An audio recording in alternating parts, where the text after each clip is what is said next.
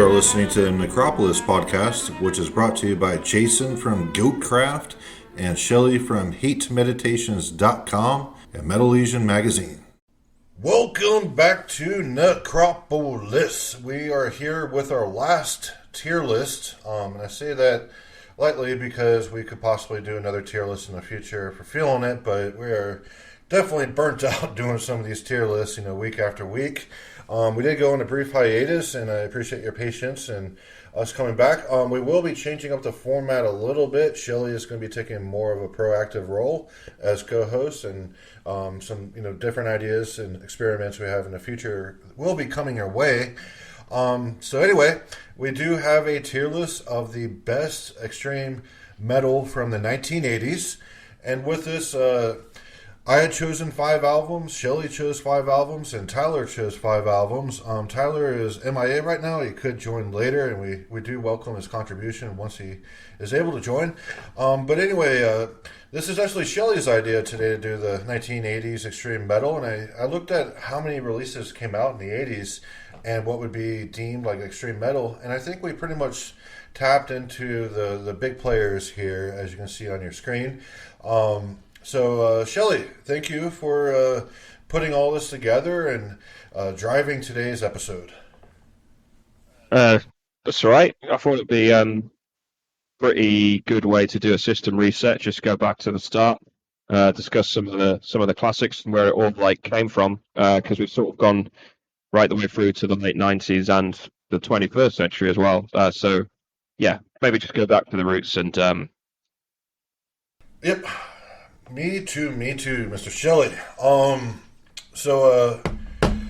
Let's see. I guess we'll start. So the way we're going to do this format, at least starting out, I'm going to introduce the 5 releases, I should say, that I chose, and then Shelley will introduce his. So I'm the first 5 here.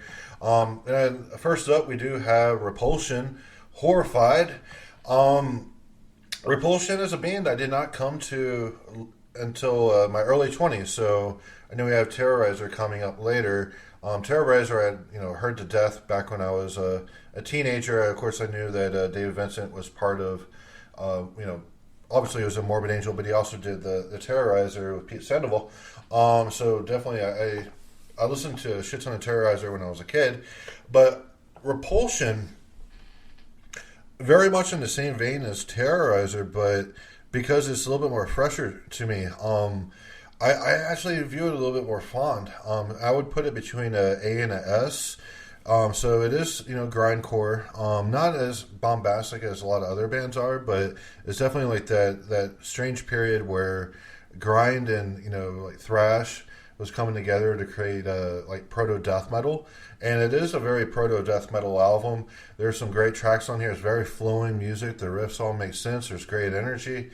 And actually I used to work out to this album. I don't know why, but I did like the Repulsion quite a bit in the gym.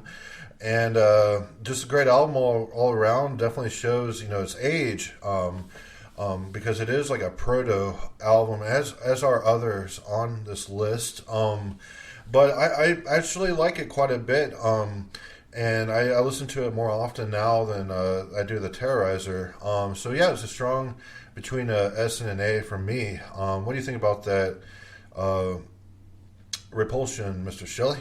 Oh, I guess we can't put it between an S and an A on this. Yeah, I was just thinking. Yeah, all right, we have to compromise there. I'll put it in A. It's not an S because I feel that it's a little too proto. It wasn't that period of time where death metal was formulating. Like we had Possessed here too, and I would rank the Possessed the same.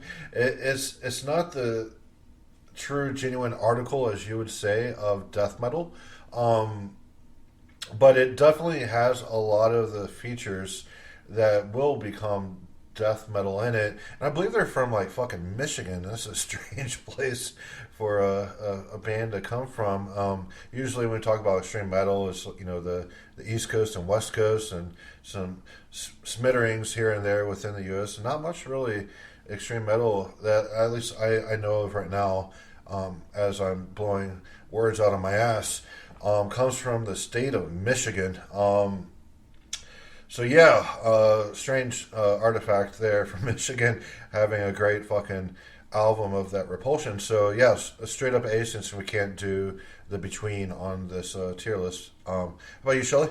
Yeah, that's going to fuck up the ratings as well because I was going to rank this a B, but I've just realised we've lost the freedom to do that. But uh, yeah, this is one of those albums that I really like in principle, but I find that it doesn't have not the staying power, the re-listenability of some of the more classic works. And I guess this is a problem with a lot of early grindcore in that it needed to happen, in that it like blasted the door open for extreme metal in a lot of ways. And, death metal was highly informed by it, and they kind of had a sort of parallel evolution at the time in terms of the late 80s with early death metal and grindcore evolving at the same time, and a lot of grindcore bands after a couple of albums evolving into death metal, and then later a lot of black metal bands, like Impaled Nazarene, Beherit, and stuff like that, taking influence from grindcore as well. So it definitely it's like fingerprints are all over early extreme metal, but to listen to it in and of itself, it's a cacophony of like adrenaline at first. Like the first time I heard this album was like, fuck yeah, this is the stuff, this is the business. But it it's kind of limited after that. Like I do really like the kind of where it sits at the cross section. Like it's very extreme kind of hardcore, but also very very informed by proto death metal and a little bit of thrash in there as well. But it's just far too limiting and limited in its kind of approach. It is a little bit too basic. Not that that's a detriment because I do like a lot of basic and highly minimalist music, but for me this just doesn't have the same kind of world building attached to it that a lot of early extreme bands do. They were very much just very visceral, very aggressive, and a little bit, I'd say, one-dimensional at times. So I don't often revisit this album very much. So yeah, I mean I'm going to stick it where it is as an A, given that I can't do split rankings on this, but yeah, I would sort of say maybe a high B because it is still like an incredibly influential album, so I can't really rank it lower than that. So yeah, we'll keep it where it is. You're right. It's really confined to the specific time that it came out. It's a great encapsulation of where extreme metal was, where, you know, what we know as death metal didn't exist back then. Everyone, like, you look at Venom's black metal, it's like they just came up with the term black metal, even though the album is not black metal that we know. It is more just like, hard rock and thrash. So, Yeah. so with that, Repulsion, just like they had, the DNA of like proto death metal and the energy of grindcore, as well as the early proto death metal was heavily, heavily, heavily influenced by thrash, as we will be talking about some of these other albums. So yeah, I mean, if you want to put it as a B, I understand. It's not something that I personally revisit a lot nowadays, but when I got into it in my early 20s, I fucking loved it, and I'm very fond of it. But yeah, I'm happy with a B. If you really want to put it as a B, we can go ahead and compromise there, since there are stronger releases on this list that we have today, and it'll be good to have some variety as in what is like the timeless classic S versus more middle of the road, even though a lot of these albums are fucking fantastic. So next up is that Necrovore, Divus de Mortuus. Being a fucking Texan, I have to place it as an S. I have to. I am geographically required to put it as an S because of, we had Lenny on here. And Lenny swears up and down by Necrovore, and this is one of those bands that is very near and dear to us Texans. They only released this demo. It's only 4 tracks, but what you have is like a mishmash of the Possessed formula, a little bit more extreme, I would say, than Possessed, and the way this band kind of came together and just made a quick statement made a huge impact on the underground. I believe one of the members from Necrovore had went to Tampa and was going to be a member of Morbid Angel at one point in time because Morbid Angel fucking loved Necrovore. And he went to Tampa. I guess things didn't work out, and they've tried to reform numerous times. There'll be some buzz going, say, "Oh, Necrovore's back." I'm like, "Oh, really?" And then they're not back. And so it's one of those like mysteries of extreme Texas metal. When people talk about like the best of the best, it's always Necrovore, and Necrovore is unbeatable to most Texans in the extreme metal scene. It's one of those the god tier bands that one of those mysterious bands that only released 4 tracks. Like I said, the style on here is also kind of in that proto stage of death metal. It's definitely more death metal than the Repulsion, and it's more vicious. It's fucking vicious, and the early styling of Morbid Angel is in here too. Like you look, I believe Abominations of Desolation came out in 1986. This came out in 87, and that's about the time when Morbid Angel, they departed from Browning, and they reformed the band with David Vincent, and they came out with the Thy Kingdom Come demo, and I think there's some Necrovore DNA in that demo. That's probably why Paul Lidney loves it quite a bit. I know there was some overlap with Necrovore and Morbid Angel back then, and who would have... can you imagine if the guy from Necrovore ended up in Morbid Angel? It might have been a completely different band, a more vicious, first album, essentially. But yeah, strong S from Jason. Shelley, what are your thoughts on that Necrovore? Maybe it's a Texan thing. No, I had heard this demo before, but not for a long time. So I was re-listening to it in preparation for this episode, and yeah, you can see like obviously 1987. We're still talking at the kind of intersection between when thrash is slowly becoming the dominant force within metal. Not necessarily commercial, because it was still like very viable in 1987, but it was certainly like much more big budget. And then you have the underground scene starting to split away with various forms of like extreme metal, although it wasn't really known as like death or black metal at the time. It was more just lots of very extreme thrash bands slowly pushing the limits of what they could do. This demo is, it's one of those sort of a bit like the Death Strike, and like early Pentagram from Chile, and the Sarcofago, like all of those bands that kind of released only 1 or 2 demos or albums that are so highly influential, but are just sort of legends of the underground now. And this one is rough. Like it is a demo recording, so even by like the standards of proto extreme metal, it's pretty primal. But I can definitely see why Paul Ledley digs it so much, because I can hear some Profanatica in there as well. You can kind of hear the stilted staccato kind of approach that Profanatica would adopt, and layer it with a much more openly flamboyant and evil aesthetic. And it is much less fluid than the Repulsion. Like you're right, like the Repulsion sits very much on the grind end, whereas Necrovore has that proto kind of death metal style of music, kind of tearing itself apart in different directions and very, very disruptive. And you can hear the germinal of that in this demo. But again, it's difficult. You know what?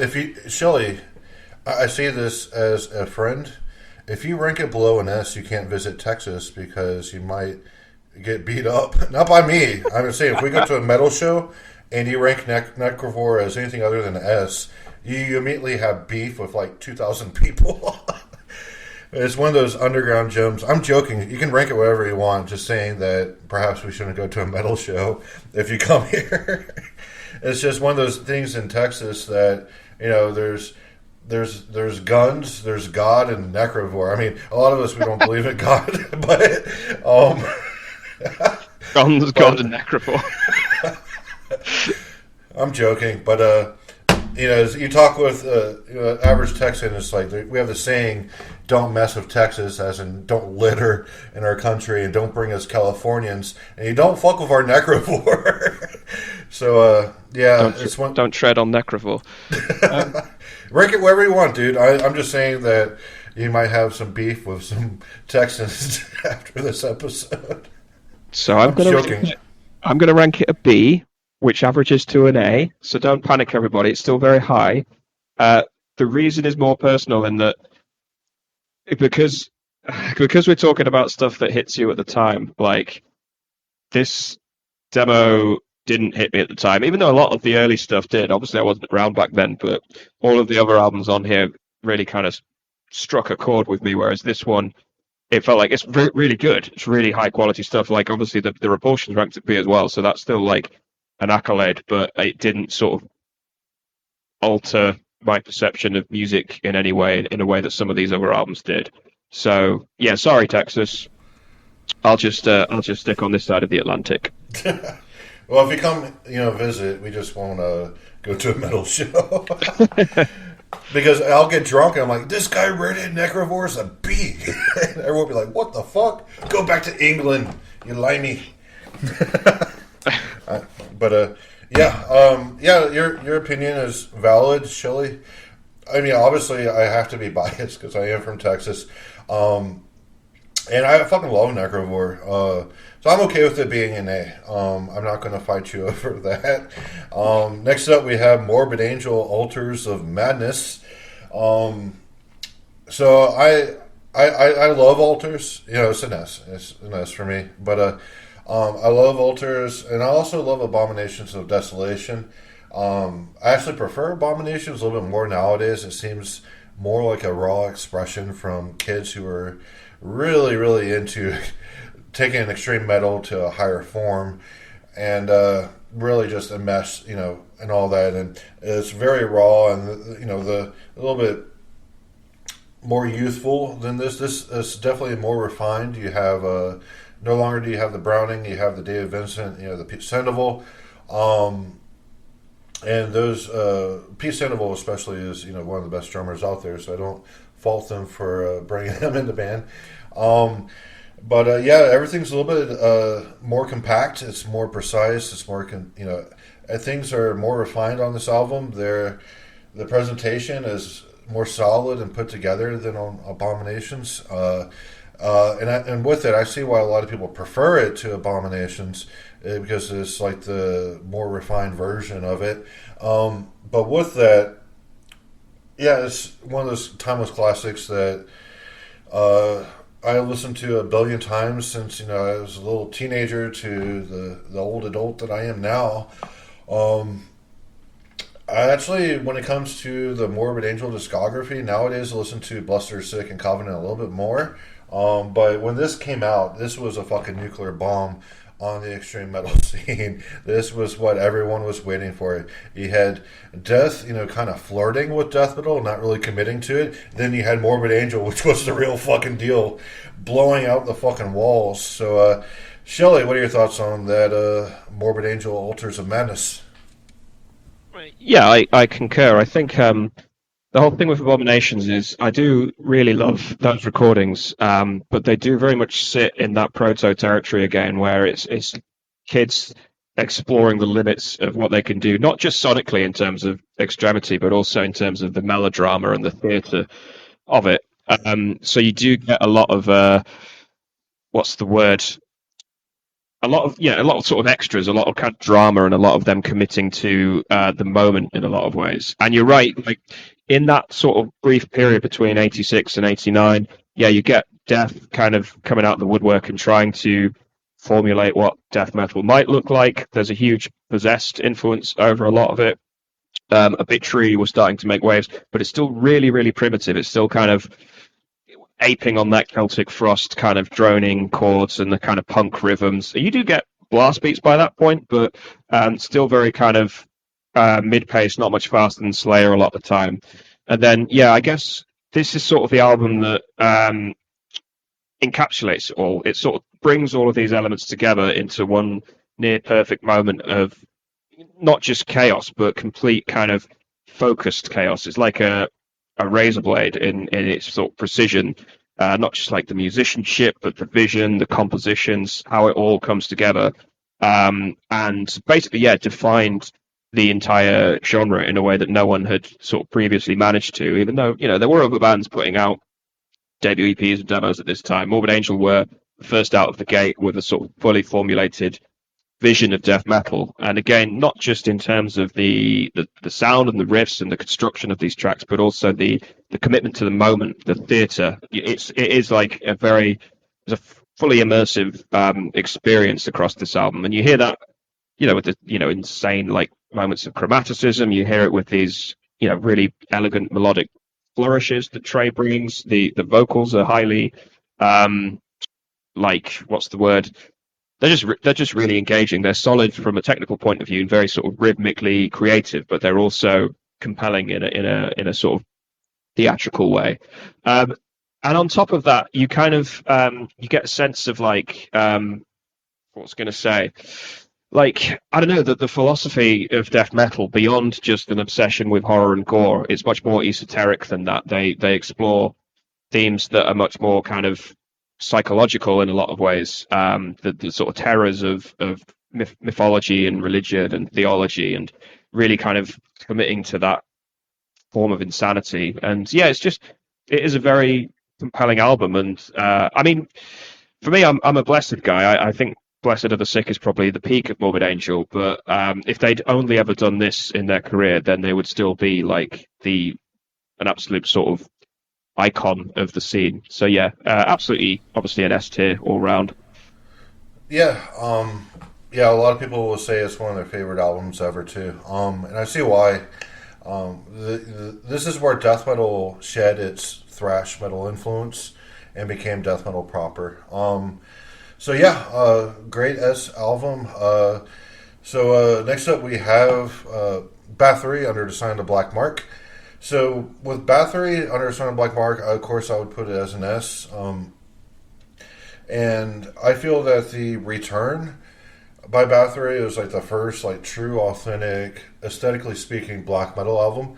This kind of continued that formula just a little bit better. Under the sign of Black Mark is one of those albums that it's undeniable about how influential it was on the second wave of black metal that came out from Norway and all that. But on its own merits, it's fucking fantastic. I can see why black metal became its own fucking thing and rivaled death metal, and this was the beginning of that with the Bathory.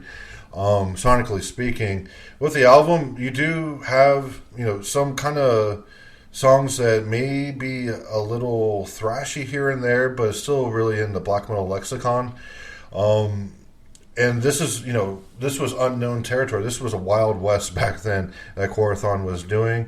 I feel like this album is one of the best examples of extreme metal just pushing the envelope into something new territory. And, with the Morbid Angel, you have like the proper form of death metal really fleshed out. And then with the Bathory, you have, formal black metal fleshed out, and fucking fantastic album all the way.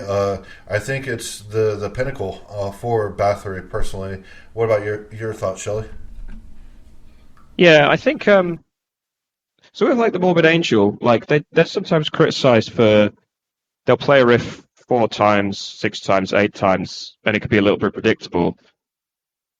But it's sort of like the amount of chaos that they manage to achieve within those predictable segments is kind of something to behold.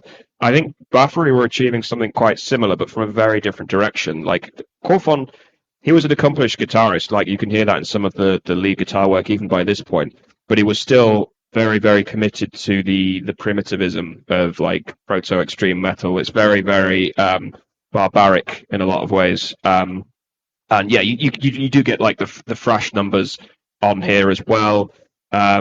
13 Candles, and even like the opening number as well. But he keeps everything layered with that very, very dark atmosphere that he established on the Return. But I will say something a little bit controversial here. Bathory are one of my all-time favorite artists, but I don't think they released a perfect album throughout the 80s. So you have the debut, obviously, which is very sort of rough and ready. It kind of apes on Venom a little bit, despite what Corfon says in interviews, where he probably bends the truth a lot. And then you have the Return, where it's slightly less memorable in terms of the number of really compelling riffs and things that stand out. And the debut is surprisingly catchy in a lot of ways. The return kind of jettisons that for the sake of delivering this very, very dark, very, very visceral, very atmospheric kind of tone. But a lot of the riffs slightly don't stick in the mind quite as much. And then you have like the synthesis on Under the Sign, where he achieves that dark atmosphere, but he also layers it with moments that are actually almost anthemic. Like you get the beginnings of the Viking era here with like the some of the tracks on here where the Call from the Grave, where it's much slower, plodding pacing going on, and he tries to go for much more of an epic kind of feel. But you still have those really like primal thrash numbers and stuff. So he's trying to synthesize it all, but he does still coat it all with that really, really kind of compelling dark atmosphere. And then, but yeah, by the time you get to Blood, Fire, Death, it's sort of a really quality dark thrash album, but it's sandwiched by these two epic kind of heavy metal, come Viking, come proto black metal numbers. But yeah, I think this is probably the apex of like 80s Bathory as far as just laying the blueprint for what black metal would be. The fast thrash numbers they are ontologically the same as thrash was at the time, but he takes them aesthetically and texturally and atmospherically to a place that thrash had not gone to yet, as far as how lawless and dark and chaotic they are. And I think that really kind of chimed with the Norwegian acts like Mayhem in particular, who were obviously listening to this album at the time. And I think that really fed into what Norwegian black metal would become particularly immortal with their early stuff as well. So yeah, still absolutely an S, although I don't think it's perfect. I think as far as like the influence and the shadow that it still casts over extreme metal, it is 100% an S tier album though. Yeah, quick question. We did forget to include Obituary Slowly Rot, or if you didn't forget, you just didn't want to include them. But just so the people listening would know where we put that, I would put it as a B. Where would you put Slowly Rot by Obituary, Shelley? I know it's not your favorite album. Hang on. No, let's do this right. You're going to get it? I'm going to get it. You're going to get it. All right, it's added. Actually, you want to just get to it later?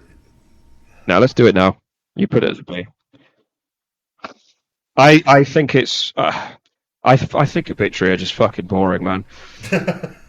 even I know, like, yeah, whatever. Very early death metal, very very formative to the style. One of the first bands to become really popular in the genre, and yeah, I guess they're influential. But I just think you compare them to even Death, with their first two albums are more interesting than Obituary at this point. They're not really doing anything beyond meshing like very, very early thrash, Celtic Frost, maybe even a bit of Motorhead and Venom in there, adding a very, very sort of strong gore aesthetic. Yeah, the vocals probably make it sort of really elevate it a lot, and the fact that there's a lot of kind of, almost sort of spoken word art in there, and that a lot of the lyrics don't even exist. He's just kind of made stuff up and whatever. But I think they're a very, very boring average band with a talented vocalist, and their second album has about 5 guitar solos that I find really compelling that make it worth listening to. But I think just because they were one of the first to kind of obtain that level of notoriety, it doesn't really mean that they stand the test of time in the same way that a lot of these releases do. Well, they certainly stand the test of time in terms of popularity because they're one of the most popular bands out there. And like you said, I definitely concur that there's a huge Celtic Frost influence, almost to the point of plagiarism. And with the Obituary, I remember I was a teenager in middle school, and I asked another guy who liked Death. I thought it was like, well, check out the Obituary, and he could not fucking stand the vocals. I don't know why. It's just a different range that timbre that John Tardy has. The vocals are really hard for that guy to digest, which I can say the same thing about Cradle of Filth. I could not listen to Cradle of Filth because of vocals for the longest time, and now I don't like Cradle of Filth for different reasons. But The Obituary, I think there's some strong tracks on here, especially the song Slowly Rots, very catchy. It definitely stays in the memory banks. But when it comes to, yeah, like comparing it to Morbid Angel, for instance, it's night and day. Obituary is more, the layman's death metal band. It's like here's your chunky riffs and play it a little slowly. So, and there's a lot of groove in it too, and it's more about just kind of vibing out. And I heard people on that heavy metallurgy podcast call it like lurchcore, where you just want to lurch over with the grooves and all that. So, I would put it as a B. And with that, I think a B is really honest and where it should be. I don't think it's average. Definitely think it's a little bit above average, but not spectacular like the Morbid Angel. Yeah, let me be a little bit fairer. So I understand that like this is the time when people are still bursting around in the dark, trying to claw at finding their voice and finding their style. And Obituary didn't, judging them by modern standards is obviously entirely unfair because these bands didn't have the broad spectrum of influences to draw upon. They were just trying to articulate a voice within music that was still kind of defining itself at the time, and they didn't know that. They were just playing music and playing what they loved and sort of taking it in unknown directions.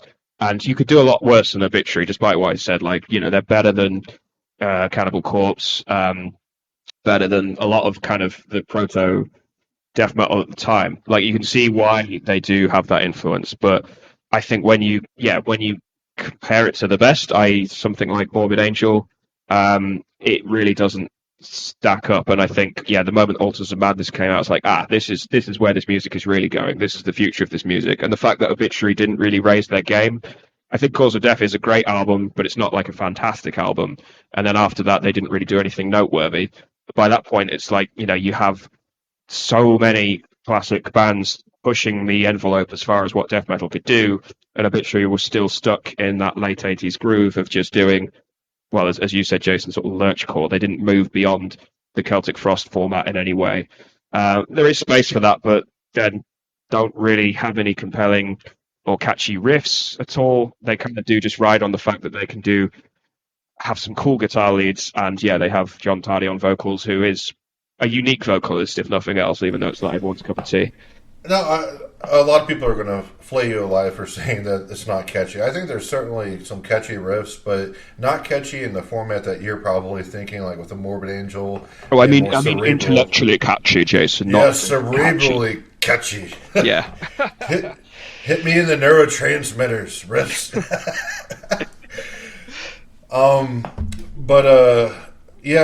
I always kind of viewed Obituary as kind of like the rednecky of the death metal bands from Tampa. And I know Alan West, he went and joined the Marines. The guy who actually wrote those riffs, he joined the Marines, and I think he was in 6 Feet Under or something like that when that band started out.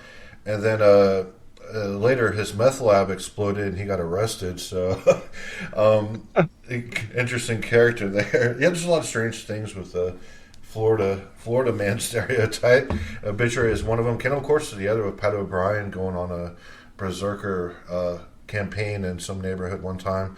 I think he was stockpiling guns too. Ugh. Yeah. Florida man shit, man. All right. So next up we have as Shelley would say, the genuine article. We have the Celtic Frost to Mega Therion. Definitely S tier.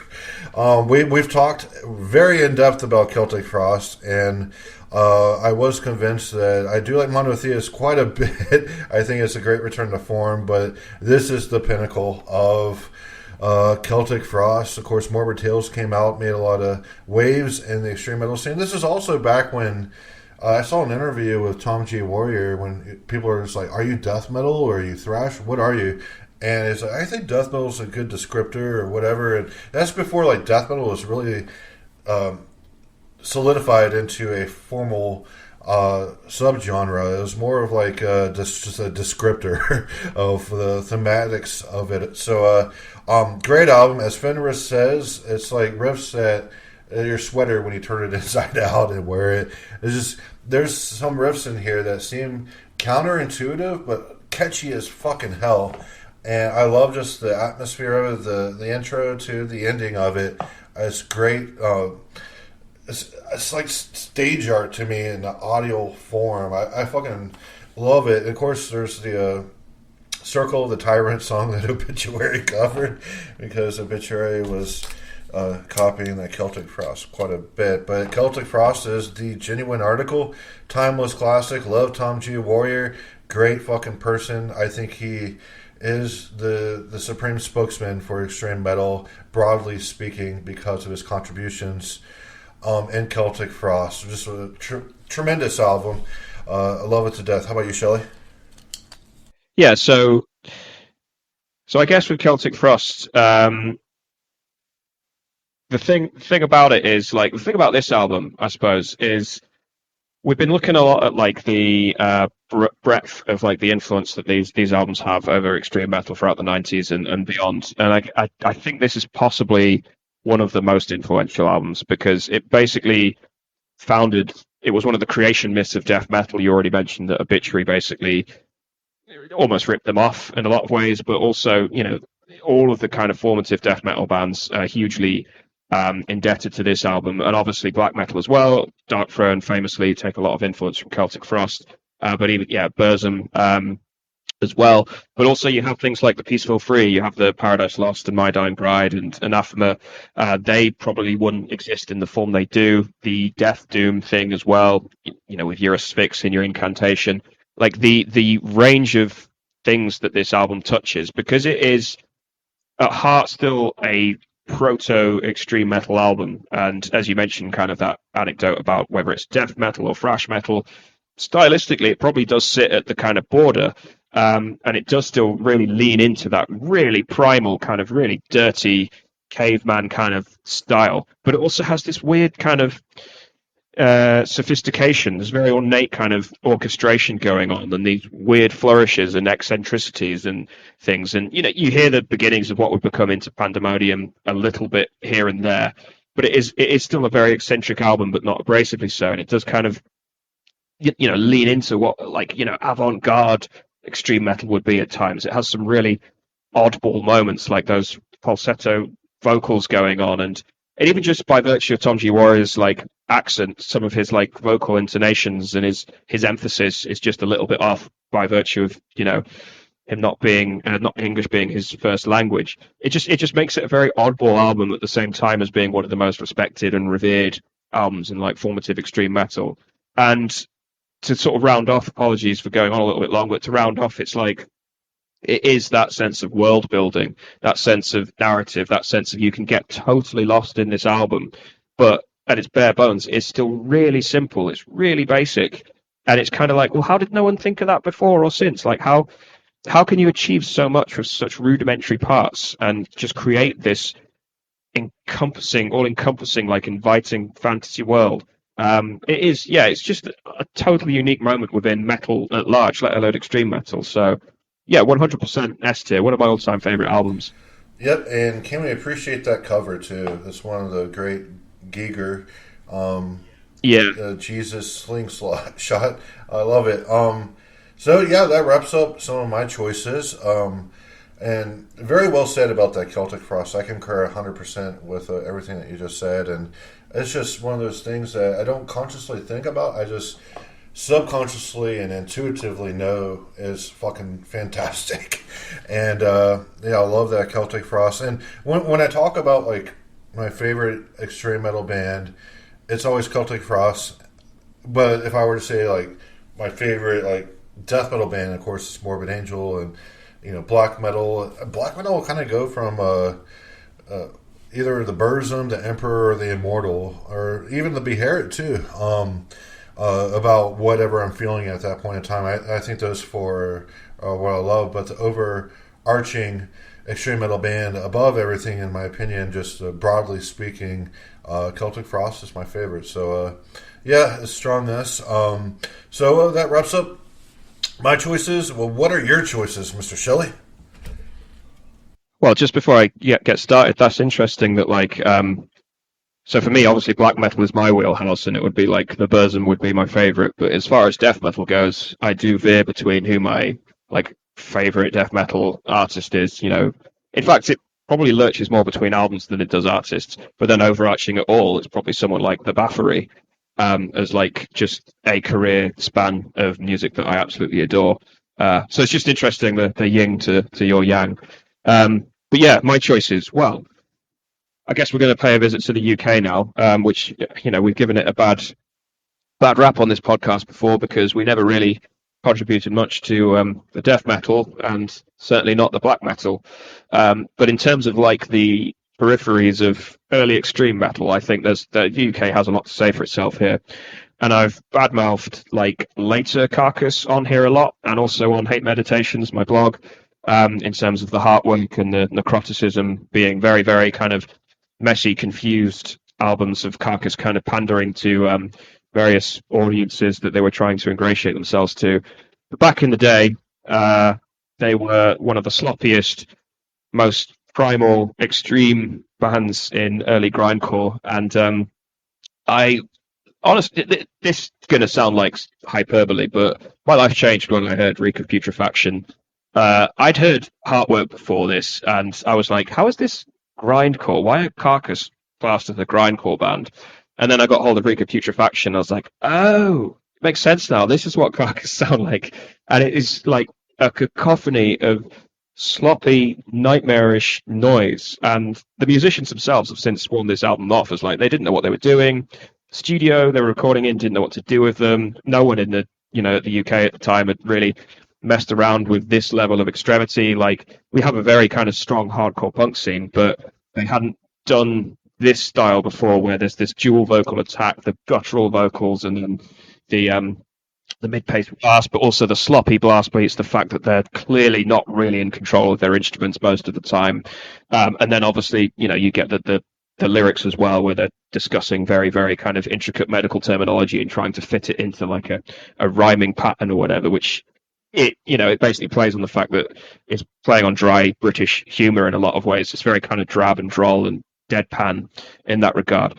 But it as far as like sonically, it's like the album is trying to turn itself inside out, and it's almost made the entire genre of gore grind completely redundant in a lot of ways, because no album will sound like this. It is a nightmare of noise. And I guess that's kind of why I ranked the Repulsion a little bit lower, because they were contemporaries at the time, and I think Repulsion kind of gained their name in the UK because the guys in Carcass heard the Horrified tapes and kind of really pushed for it to get some sort of release. So they were kind of in touch at the time, and they were influencing each other, but the Carcass debut is kind of what I think the Repulsion should have sounded like, and it just doesn't. It's still a bit too much of a flashy focus, and it's still a bit too precise. Whereas the Carcass, it's almost like, I don't know, it's ambient in a lot of ways, because it doesn't really make sense musically in a sort of, rhythmically or melodic sense. It's just lurches of noise and disgusting outbursts. So yeah, I absolutely adore it. So I'm going to place it in the S tier. But yeah, Jason, what's your take? Just kind of go back to what you're saying about how you criticize them for their later output. I had done some research on some like top 100 greatest death metal albums and things like that, and just kind of getting a temperature check of what some mainstream publications have been saying have been the best of the best. And Decibel Magazine, their number one album from the last decade, this is number one out of 100, and this spans 10 fucking years. Carcass, Surgical Steel. And when that came out, I absolutely could not stand it. I turned it off. But what can I say? I actually kind of like necroticism. For nostalgic reasons. I used to play Sonic the Hedgehog while listening to it. Fond memory. Distinctively. Listening to that. Well, it was the Sega Dreamcast version with the 3D, running around really quickly version. I used to listen to a lot of metal while playing video games when I was a kid. But, Reek of Putrefaction, I would say one of my favorite Carcass songs ever is on here, the General Grinder. Back when I was 12 years old, just getting into death metal, Alan Moses had wrote a list the albums that I needed to check out, and this was included on there. And I love it. You can definitely tell like they didn't really know what they were doing at a point in time, but sometimes there are flukes of fucking nature that it's so many marks that it's fucking great. I would personally put it as an A. Carcass is not a band that I revisit often, hardly ever actually. I appreciate the everything up to Necroticism personally. But yeah, it's not a band that I revisit like I do the Morbid Angel and other bands like the Bathory and Celtic Frost. So I would put it as an A. I concur with a lot of sentiments that you say. Like they didn't know how to handle the music while recording it because it was so from left field. It was taking grindcore in the most violent form imaginable, and then you have the kooky medical terminology factored in there as well.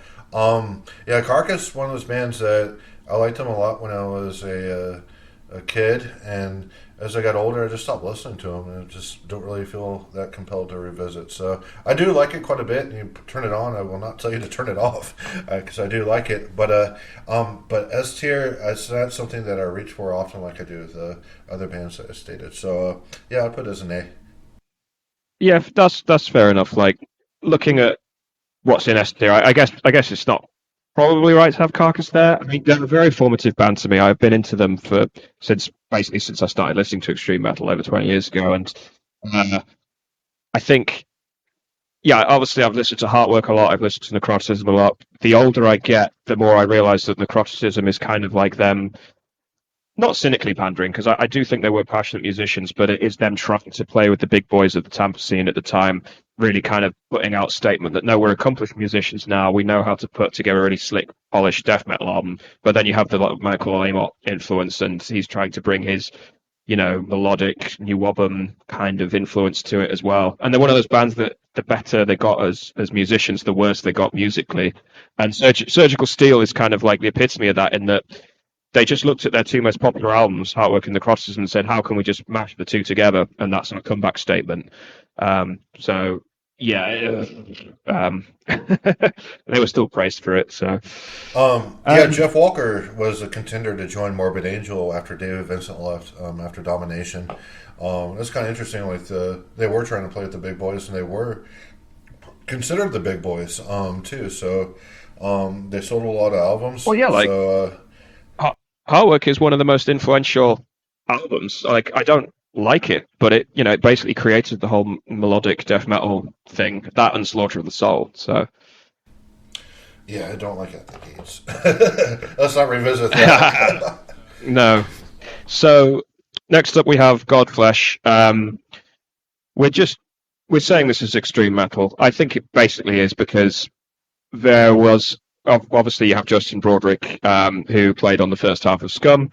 Godflesh, in that sense, are one of the great alumni of Napalm Death that are all so much better than Napalm Death themselves. And you've got Painkiller, Cathedral, you've got Godflesh, and you've got Scorn, things like that, where they were all kind of a little bit left field and peripheral to extreme metal proper, but they were all definitely kind of within that scene. And I think it speaks to the landscape of the UK scene at the time, which was still very, very influenced by punk, the long shadow of late 70s punk and post-punk to some extent as well. You have, your early industrial in the likes of Killing Joke and Throbbing Gristle and things like that, but you also have the hardcore punk through Discharge and later Crust and Amoebics and things like that. And all of these bands cast a long shadow on the sort of extreme music landscape, which is probably why there was less of a focus on, the death metal and early black metal, which was very reliant on, thrash at the time, and that was very much an American phenomenon, or a Teutonic German phenomenon in a lot of ways, a European thing. There were thrash bands from the UK, but nowhere near to the caliber of what was happening in the US. And Godflesh are really very much a product of that in a lot of ways. They were originally called Fall of the Cause, which is the name of a Killing Joke song. Justin Broadrick was hugely influenced by that. He was hugely influenced by Swans, part of the no wave scene in New York. But he was enmeshed within the metal scene as well, as I mentioned, Napalm Death, and he was a thrash guitarist at heart at this time, but he really wanted to kind of push the boundaries of where extreme metal could go, and basically single-handedly crafted industrial metal as we know it. Okay, you had things like Head of David, Ministry weren't too far off the tail of this, but nothing really compared to what they managed to achieve on Streetcleaner. You had the self-titled debut of Godflesh as well, but this is where they really crafted this dystopian nightmare of. It's kind of almost a parody of pop music in a lot of ways, in that it is groovy. A lot of the drum beats on here, the drum patterns that they program into it, are quite funky, and they could, in a different context, work on like a pop song. But Broderick kind of crafts these really dissonant, droning, feedbacky riffs, but they're also riffs with a telos. They have a purpose. They're not just there to create noise and a bit of an affectation or a posture. They meld into the drum beats in a way that kind of creates this feedback loop of like cyclical, nightmarish mechanization in a lot of ways. And it's not just industrial by virtue of the artificial drums and the lots of feedback and noise going on, but it's industrial kind of down to its philosophy as well. The uniformity of it and the sort of soul-crushing, impersonal nature of it as well is really, really compelling. And it's just one of those albums that every time you come back to, you discover something new, and kind of similar to the Celtic Frost in a lot of ways. Bare bones music-wise, it's really basic, really simple stuff, really kind of rudimentary. But on top of that is just all of these implications and all of this fascinating world that they managed to kind of supervene on all of these basic elements. So yeah, it's one that Godflesh never bettered. Industrial metal itself never really bettered. Unfortunately, Nine Inch Nails kind of happened after this, and it kind of turned into sort of pop music in a lot of ways. But this album kind of stands as a testament to what that genre could have been. It's one of the great possible worlds or what ifs of formative extreme metal. So yeah, sorry for again rambling on, but if you can't tell, this is one of my all-time favorite albums. So I'm going to shove it in S, and I'll let you chime in, Jason. Yeah, that's a doozy on an extreme metal list, putting Godflesh into the S tier. I concur with that ranking. Godflesh, another one of those bands that was on that list from Alan Moses. Had the opportunity to check them out really when I was very young, and it is very catchy music, and it's like this great synthesis of I know we call it sludge nowadays, but back then sludge didn't exist. They're kind of the guys who created it. With Godflesh Streetcleaner, it is definitely the strongest album from Godflesh. The tracks, when you put them on, it's this great synthesis of like metallized industrial, very ominous. We talk about the element of space being expanded. It just feels heavy in a pure form, not just in textural components. The concepts are heavy. It feels like there's just all this weight and burden being placed on the listener, and it's very commanding. It's like an urbanite nihilism. I know I called Darkthrone that in a different episode, but this is like the industrial version of that. It's a great album. I love it to death.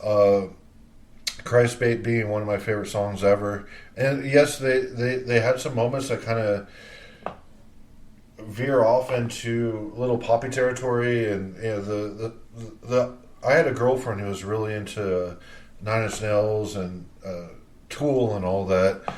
She could not stand the drum programming on the Streetcleaner for some reason, but I guess we're a little bit more flexible in that regard. But I love it. I'll say S tier, even though I don't know if it's extreme metal. It's more of just like extreme music, if that makes sense. Like, it's extreme because of the content, not the textual components. So it's extreme like a Bruckner Symphony is extreme, something like that. Yeah. I think I know where you're coming from with that. In that, you mentioned the space thing, and I think that's really interesting because I play my non-metal friends who are still like huge music fans. They're just not that into metal. I played with something like Altars of Madness, and they'd say it's just utter chaos. There's too much going on. There's too much activity and information and stuff. And I play the Streetcleaner, and like, no, they create space, like tension. There's this sort of, there's some tracks where it just devolves into one sustained note and a little bit of drone or whatever. And that's a very different approach to kind of creating that sense of heaviness, that ominous feeling. Still, spiritually the same as something like Altars of Madness, but just as an entirely different angle is taken on it, which I find really interesting. The point is to whether it's extreme metal or not, it gets lumped in there. They were part of the earache crowd. I think they were so influential over it. I don't see anywhere else that they could really go aside from just being one of the outliers of like late 80s experimental music. But yeah, I think they belong in this list, to be fair. Yeah, we'll place it next to that Celtic Frost. All right, Okay. let the commenters flay us alive for that if you want to down in the comments. So So next up is the Bolt Thrower. We discussed them a few times on these tier lists. Mostly because we did 1992 Death Metal, where we discussed Fourth Crusade, and then we discussed 1998 Extreme Metal, where they released Mercenary.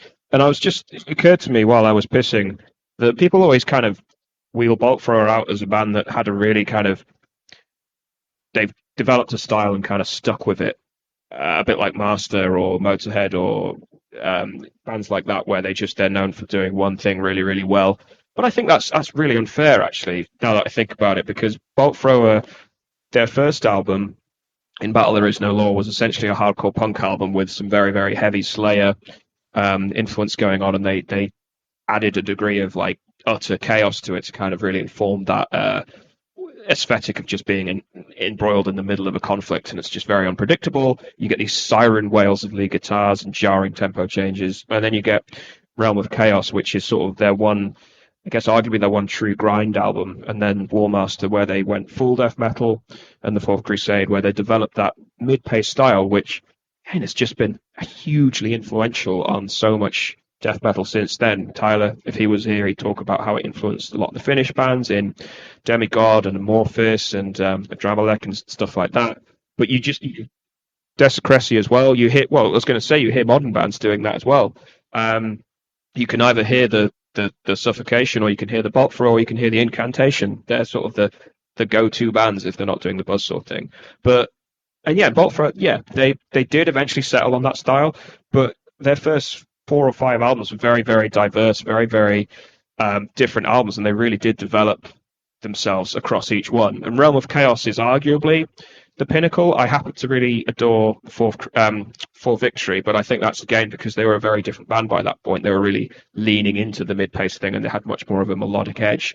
Whereas Realm of Chaos it's there in the title. It's very, very disruptive, very, very anarchic and unpredictable. There's still that huge, like, shadow of British grind, looming over it. But they do engage with death metal, as was in the late 80s.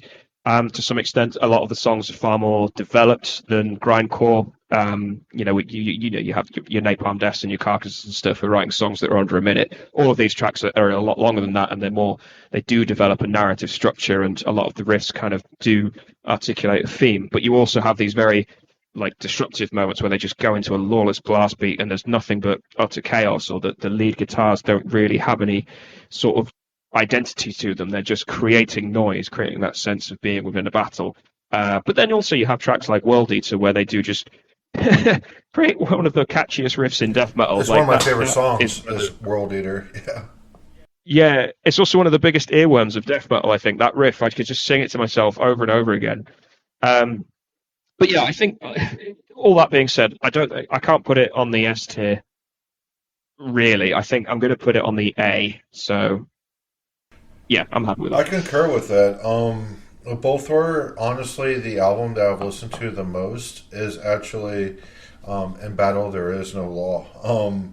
I know it's strange, but there's some songs that came from that album, like Attack in the Aftermath, that just really, really, really resonated with me. And like you said, it's more like hardcore, more extreme hardcore. But I love it. This is one of those albums that when I was very young, I listened to a lot. With Realm of Chaos, Yeah, you talk about World Eater. That is like the pinnacle both horror song, and I like it quite a bit. I would concur with the A rating. I concur with everything that you said about it. And Shelley, your great knowledge of extreme metal is very highly appreciated. Especially when talking about these UK bands. I could talk about Morbid Angel in Florida forever. You can talk about the UK stuff forever. And yeah, I concur. And both horror is one of those bands that you may have some ire for their later output, but I still think it's rather solid. It could be a little bit more poppy and all that, and they definitely have their template that they stick to. But this was that in between stage, and usually when a band is trying to find its identity, that's where the most interesting aspects of their expression comes out. Especially we talked about the Carcass when they didn't quite know what they were, but and then gradually just concluded with heart work and whatnot. But that's a different story for another day.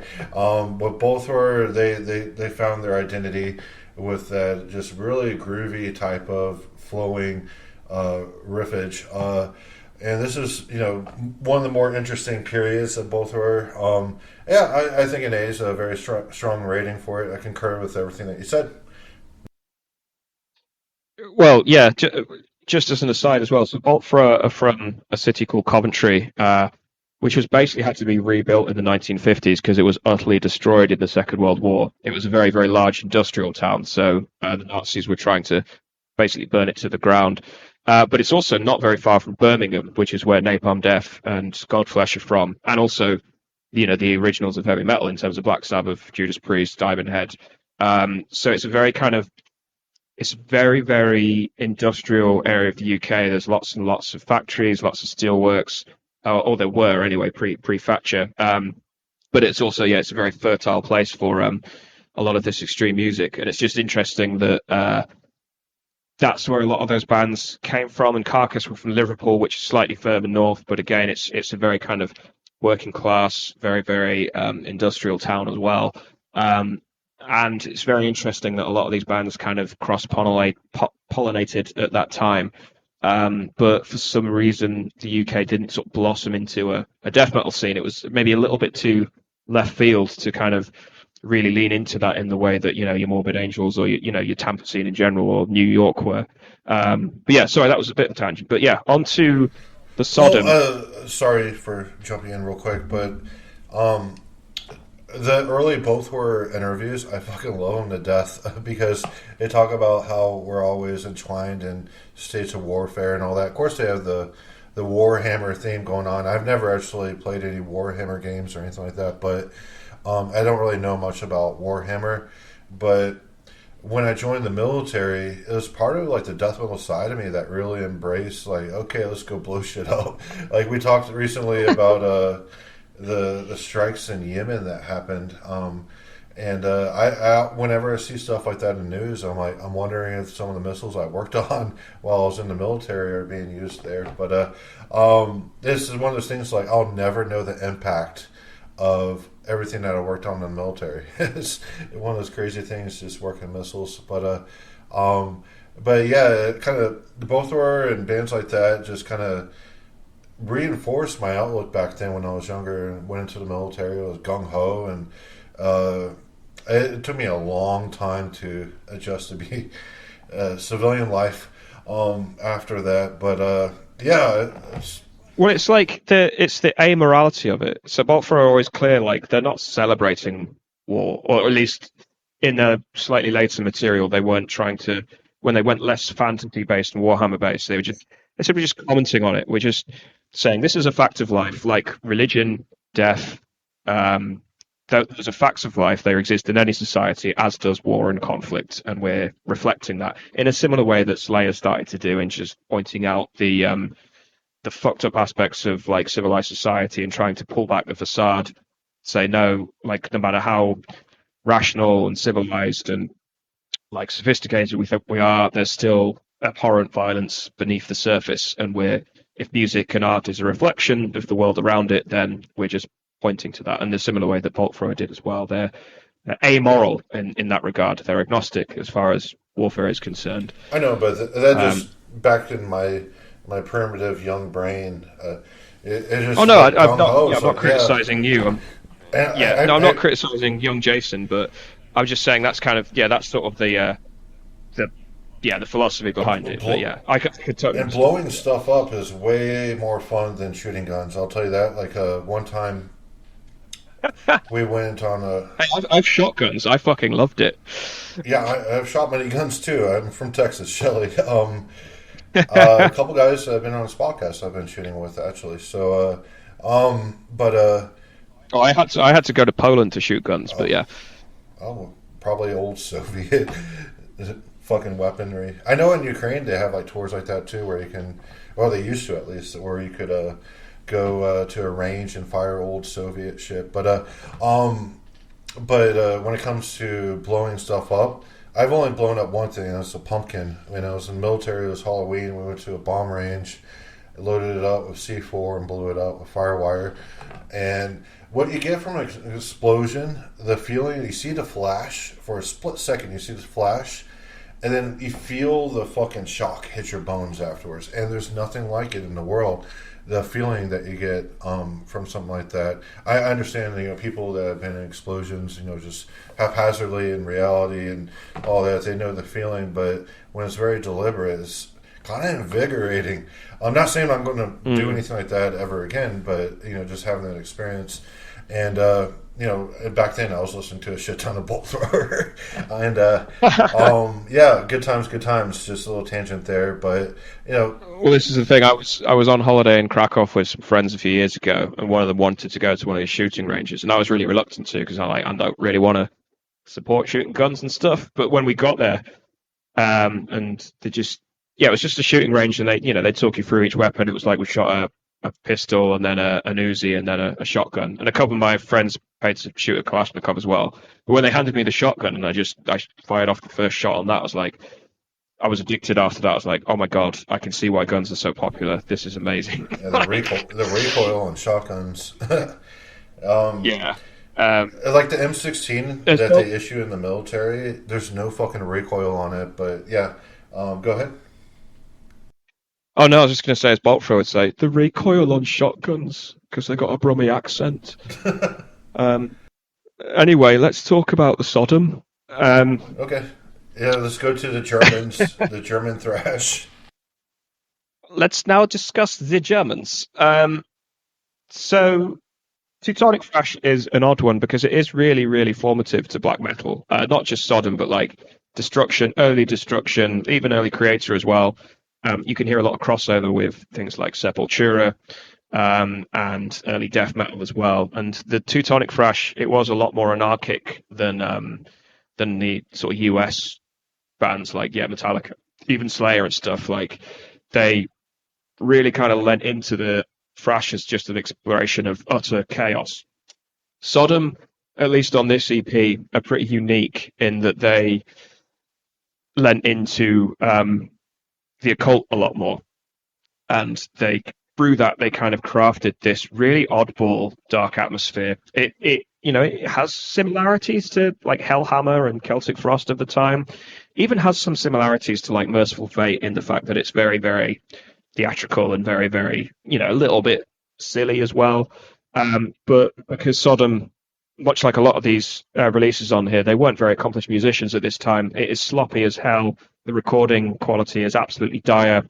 Um, not even by the standards of like early extreme metal. It doesn't enhance the music in any way. If anything, it's a detriment. But you do get this very, very important little EP that a lot of the Norwegian bands, they cite this as a key influence on top of like, your Bathory and your Celtic Frost. Um, and it is a unique moment in sort of mid '80s extreme metal. Sodom would go on to be a much more like poppy, I guess, right kind of thrash band, and I do really love like Persecution Mania and even to some extent Agent Orange, but that's a very very different prospect to In the Sign of Evil, which is just this fucking oddball release. That being said, it's not one that I return to that often. I think I respect it far more for what it is and what it represents than it in itself artistically. So I think I'm going to rank it as a B, But that's because I wanted to give a little nod to it. I think that's why I included it here.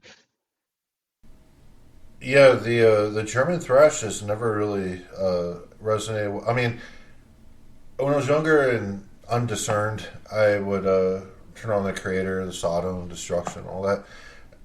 And one band I was playing bass with, we covered Destruction, Curse the Gods, which is a very fun song to play. But when it comes to what I generally like in extreme metal, it's not in the German thrash. I would personally rate it as a C. Other than the vocals, I think it's pretty run of the mill German thrash. I know you said it's like a fluke of nature essentially for this band, the how they changed their expression and all that. But Sodom has never really done anything for me. Creator, I would say, might be in a B tier if we are being honest. Sodom, I've never really held up high. Destruction as well. It's like they have a couple songs that I like, and that's about it. But like I said, I came into extreme metal with death metal when I was 12. I had bypassed a lot of thrash, and with that, I did bypass the Sodom, and I did visit it when I was older, and it just did not leave a lasting mark with me. And I think when this album is quoted as being one of the things that influenced black metal, I think it's just the vocals. And with the vocals, it's like the same in Bathory. You have black metal less vocals in the Bathory, and the more quote unquote genuine article. So yeah, I would place it as a C personally, Shelley. Uh, yeah, I think that's fair enough. I think, like pound for pound, I probably prefer Destruction because I really quite like their first few albums. Just it's very kind of you see them evolve from this really sloppy, almost ridiculous group to quite good primitive thrash. I think Sodom they did go in a very different direction after this. And Creator I've just never got into. I think they're quite overrated to be honest. I like maybe the first couple of albums, but just couldn't get on board with them. They're sort of like the obituary of German thrash for me, I guess. But yeah, but this Sodom EP, I don't think it is just the vocals. I think there is a darkness and a sloppiness and a droning kind of drab quality to a lot of the riffs. Maybe it is the production as well, although I just badmouthed it. That really does kind of lend it this. It's almost like the metal equivalent of a B movie horror film in a lot of ways, in that it is very unstructured and they don't really know what they're doing or where to take the songs. Like you listen to a track like Witching Metal, it's just stops and starts, and it's like, okay, where is this going? What is happening? But then you do get this like little episodic kind of moments of I don't know, just occultist theatre going on. But I totally understand it is one of the more oddball releases on here. I guess I totally understand why you wouldn't want to rank it higher than that. So I'll live with a C because I think that's still a respectable ranking. So then we have the Sarcofago, sorry. I've always pronounced it Sarcofago in my head. Sarcofago, INRA. Yeah, what can you say about this album? Ready to fuck! Well, if you are... I just love how this song starts out. It's called Ready to Fuck, and it starts out with all these bestial growling. And it's like... We talk about like Latin American fervor. It's in Sarcofago, and the Latin American libido. If you are a false, don't entry. I fucking love this album. Where would you put it? I'm going to put it as an A. So again, obviously, Euronymous, hugely into this band, this album. And famous for sort of being one of the first bands the underground bands to popularize corpse paint, although obviously Kiss and King Diamond were doing it before this. But there's also a heavy kind of punk influence going on. You can just tell by the garb that they're wearing. They love their death rock and their punk as well. But this is really the other side of the coin to early Sepultura as far as like formative death and black metal goes. In that it's all here, like. It is silly and it is ridiculous and it is theatrical, but so is a lot of black metal after this point.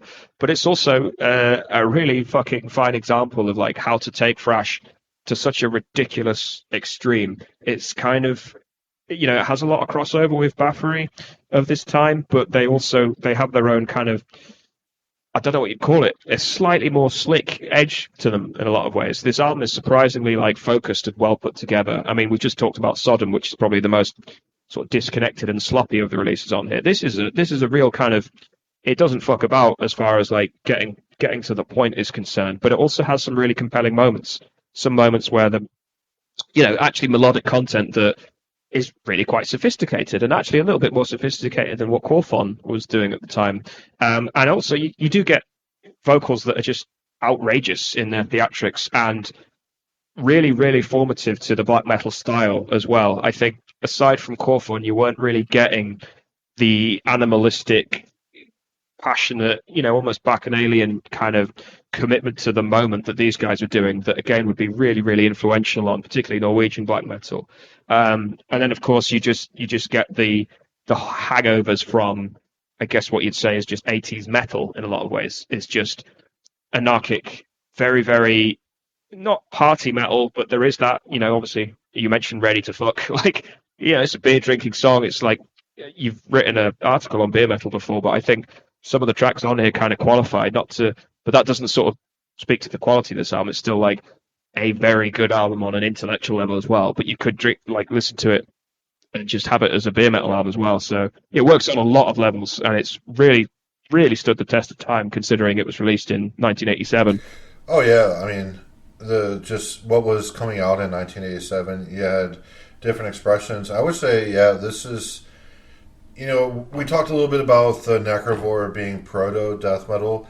Yeah, the Sarcofago is also proto-death metal, but it's more death metal that we know that's been solidified and calcified and all that than the Necrovore, like the thrash influence, taking thrash to the highest level, most extreme level, was considered death metal back then, and Necrovore had that. Sarcofago kind of has some death metal like that we know and love today in it. And if we talk about death, I know death's coming up, and I would say it's more authentic to death metal than death came out with Scream Bloody Gore and Leprosy and all that. And what I really appreciate about the Sarcofago, and I definitely concur with A rating, is how much it influenced like the Beherit.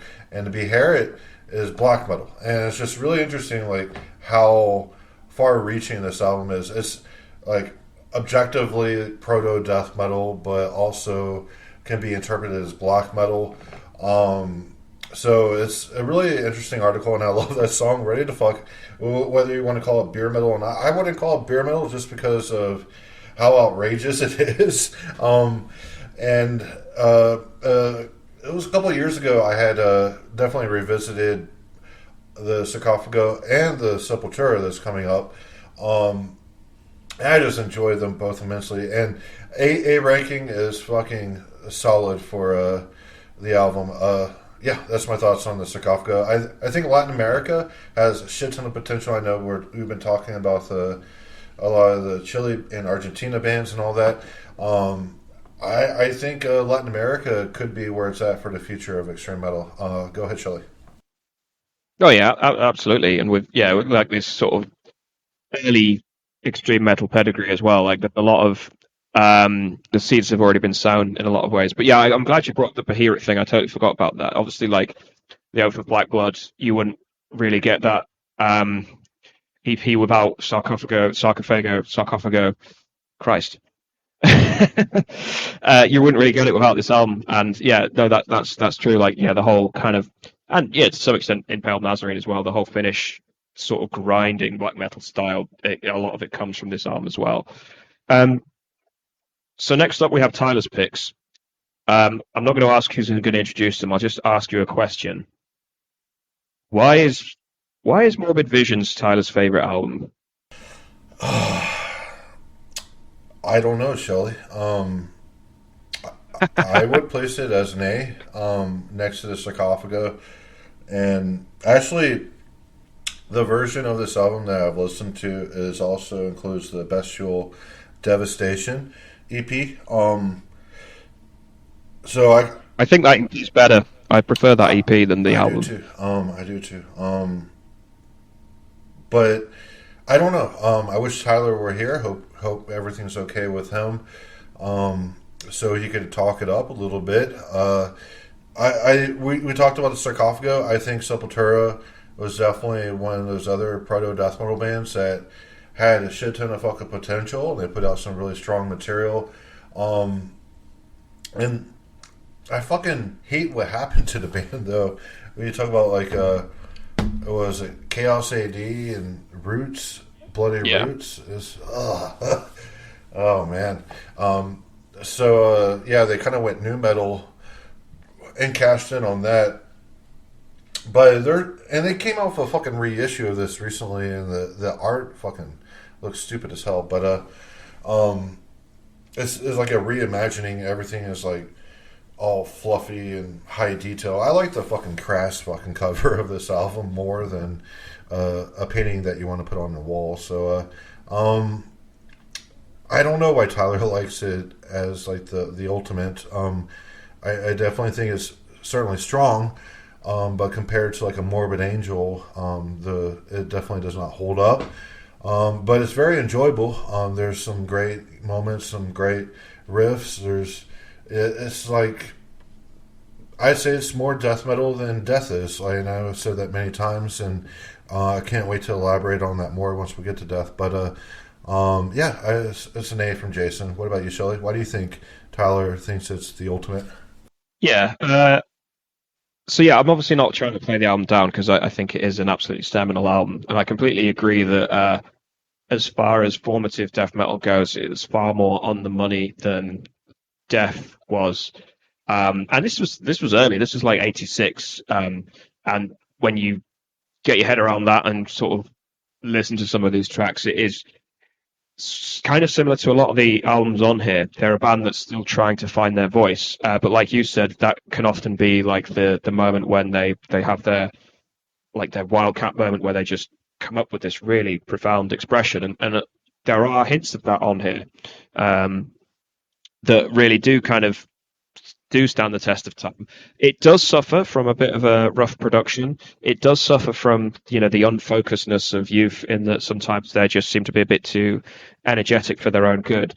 But I guess to the horror of the elitists, I'll say I actually prefer sort of thrash era Sepultura, like Beneath the Remains, I think is one of the best thrash albums of the 80s, and probably my favorite Sepultura album as well. Schizophrenia, not so much, but I still think that's a really quality, like, primitive thrash album.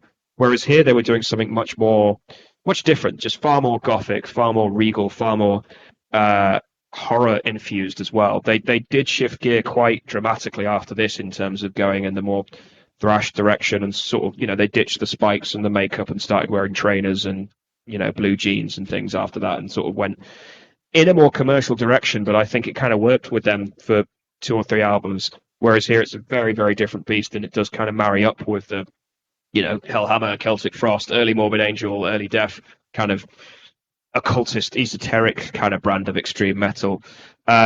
So for me, yeah, like absolutely seminal album, absolutely belongs in the A tier. I just queried it because Tyler sort of says he listens to this album almost every week on repeat in the same way that I guess you listen to Walters Madness and I would listen to The Red in the Sky is Ours or something in that, but I just feel like there isn't enough going on here for me to stick it on every week. But Tyler seems to have a thing about like albums with very limited textural range where it's just one guitar tone working for the rest I think throughout. I And know what it is.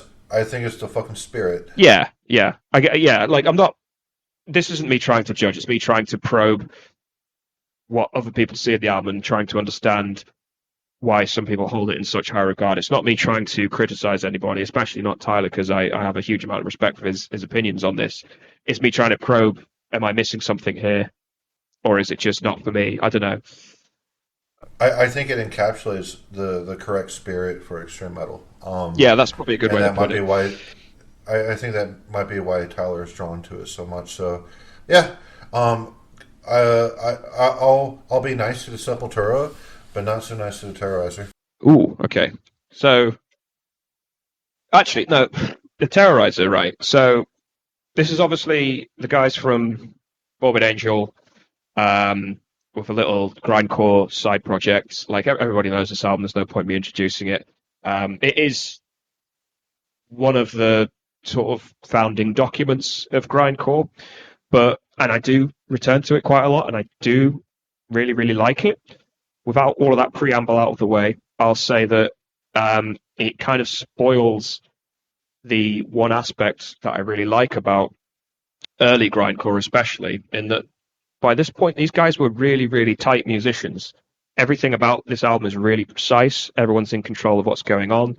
That's why I like the Repulsion more. Well, this is the thing. It's rhythmically, it's on the money because obviously Pete Sandoval's on the drums. Everything kind of knits together really tightly.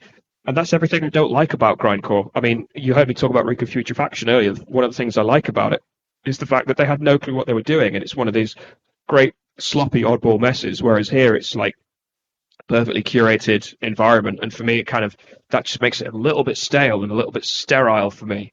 And the riffs just aren't interesting enough to kind of warrant it being that. Like, if you're going to have a very clinical, controlled, sterile environment like that, it needs to be quite a lot more imaginative musically. Grindcore needs to be a bit more like visceral and just oddball and anarchic, and this just ain't it for me.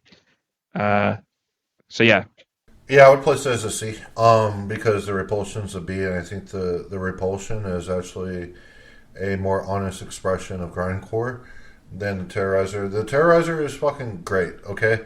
They're solid musicians, they're solid riffs in it, but like Shelley said, it's too fucking refined. Like, grindcore, you need it to be fucking feral for it to be effective. And it's not feral. It's, yeah, it kind of has a punk attitude here and there, but grindcore, it needs to be like, you don't know if you're going to be alive the next day. You're creating this burst of fucking energy and you're making your fucking statement now in the present, and just being as fucking expressive as you can and uncontrolled, and just let it all fucking come out, and super energetic. Just let it fucking be your ultimate statement in the present, the world that's in front of you as you're creating the music. And I don't get that from Terrorizer. It's too fucking deliberate. It's too fucking manufactured. It's catchy. There's good fucking songs on here. It's good fucking. I understand why a lot of people say it's a classic, but the Repulsion seems more authentic to me. So yeah, C from Jason. No, I think I agree, and I don't want to speak ill of the dead because obviously the late Jess Pintado was on guitars on this album, but again, after this he joined Napalm Death, and that's the point when I start to find Napalm Death really quite tedious. He's a very respected guitarist. He's played with a lot of respected death and grind bands.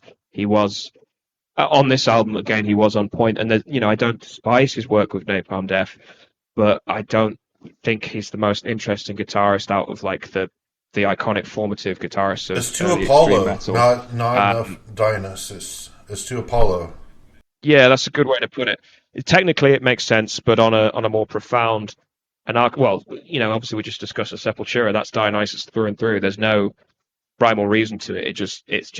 It works and it's magic. Whereas this, all on paper, it looks fantastic, but there's nothing transcendent about it. Sorry, Tyler, if you're listening. Yeah, sorry.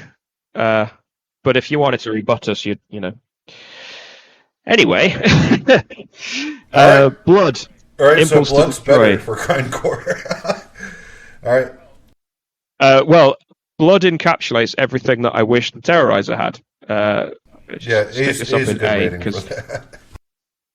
Yeah. No, I fucking love. Blood are one of the few grindcore bands that kind of persisted in grindcore, but also persisted over a number of albums. I think they're still putting out quality material even to this day. Like they put out a split with Nonslaughter the other year, and their half of it at least was absolutely fantastic. I think Nonslaughter are boring as hell, but that's by the by. But Impulse to Destroy, very, very early Blood, very, very early in, I guess, what they're now known for, which is death grind, which is quite hard to pin down because it's probably a bit too specific, but it's that bit where aesthetically they're death metal and they play death metal riffs, but their songs aren't long enough to eke out a narrative in the sense that you would a death metal track. And they're also much more, I guess what Tyler would say is disruptive in terms of their approach, in that they will interrupt any development they're doing and just go into a completely chaotic, moment, doing it deliberately as well to kind of create this completely fragmented, nihilistic, anomic kind of sense of disorientation. And it kind of fits with their lyrical themes as well. They're very focused on surrealism and nightmares and horrors, but in a really kind of uncanny, unsettling way. They're not so obvious and basic as like the early kind of obsession with gore. They're much more philosophical and a little bit more ethereal about it, and eldritch as well. And they kind of combine that with this blunt acts of violence, which I absolutely fucking love. So yeah, Blood, absolutely phenomenal band. Can't go wrong with them. Yeah, Blood is a very interesting because Germany is not known for grindcore and death metal. With Blood, I would actually rank Augeas Pathane, however you pronounce that, as an S tier. The way they yeah, I agree with the that. way they mesh grind with death metal is fucking fantastic, and I think they did it better in Napalm Death and all that. And with Impulse to Destroy, it's more just straight up grind. Of course, back then, we're talking about this a lot of proto death metal coming out where people didn't really know what death metal was, and it was more of a descriptor for the kind of atmosphere and arrangement of riffs that you're creating. Not the formalized version that we know today. Impulse to Destroy is straight up grindcore, and it's the best kind of grindcore where it's just fucking feral musicians doing their fucking thing, explosions of just viciousness, and it's one of those albums that I don't revisit that often because I do like Augeas Pathane quite a bit more. But when it comes to Blood, everything up to like Christbait and Augeas Pathane is fucking solid. And like I said earlier, when it comes to like comparing it to Terrorizer, the Terrorizer is fucking deliberate. This is just fucking Blood is just fucking off kilter violence. I love it. As well as the Carcass too. I think it should be in the same exact tier as the Carcass. So yeah, solid A. Yeah, I definitely agree with the Augeas Profane. That is one of my all-time favorite albums, and just one little piece of trivia on that as well. I just looked it up on Metal Archives. There is one review from it. It gives it 99%, and it was written by me back in 2011. So if you're listening, submit a review for that Blood album. The other album that was only one review was Iljan's Landscapes, but I see since 2020 some people have added new reviews to it, and it's now got 4. But up until 2020, I was the only guy to have reviewed Iljan's Landscapes as well. So yeah, anyway, sorry for the tangent. Completely agree with the Blood. Jason, do you want to introduce the next album? I mean, I can if you want. So next up is Possessed Seven Churches. I got this album back when I was 12, and I liked it. But back then, I was not as discerned. I say that a lot because I got into extreme metal. Discerned. I like the discerned. Discerned. I was undiscerned. Yeah. With Possessed, it's again, we said it a lot in this episode. There's a lot of proto death metal here, taking thrash to the most extreme form.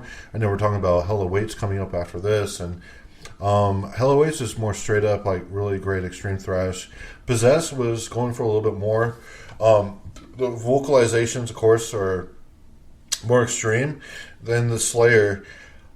With this album, though, there's not a lot of songs that I tend to revisit. I probably have not listened to this album in 10 years.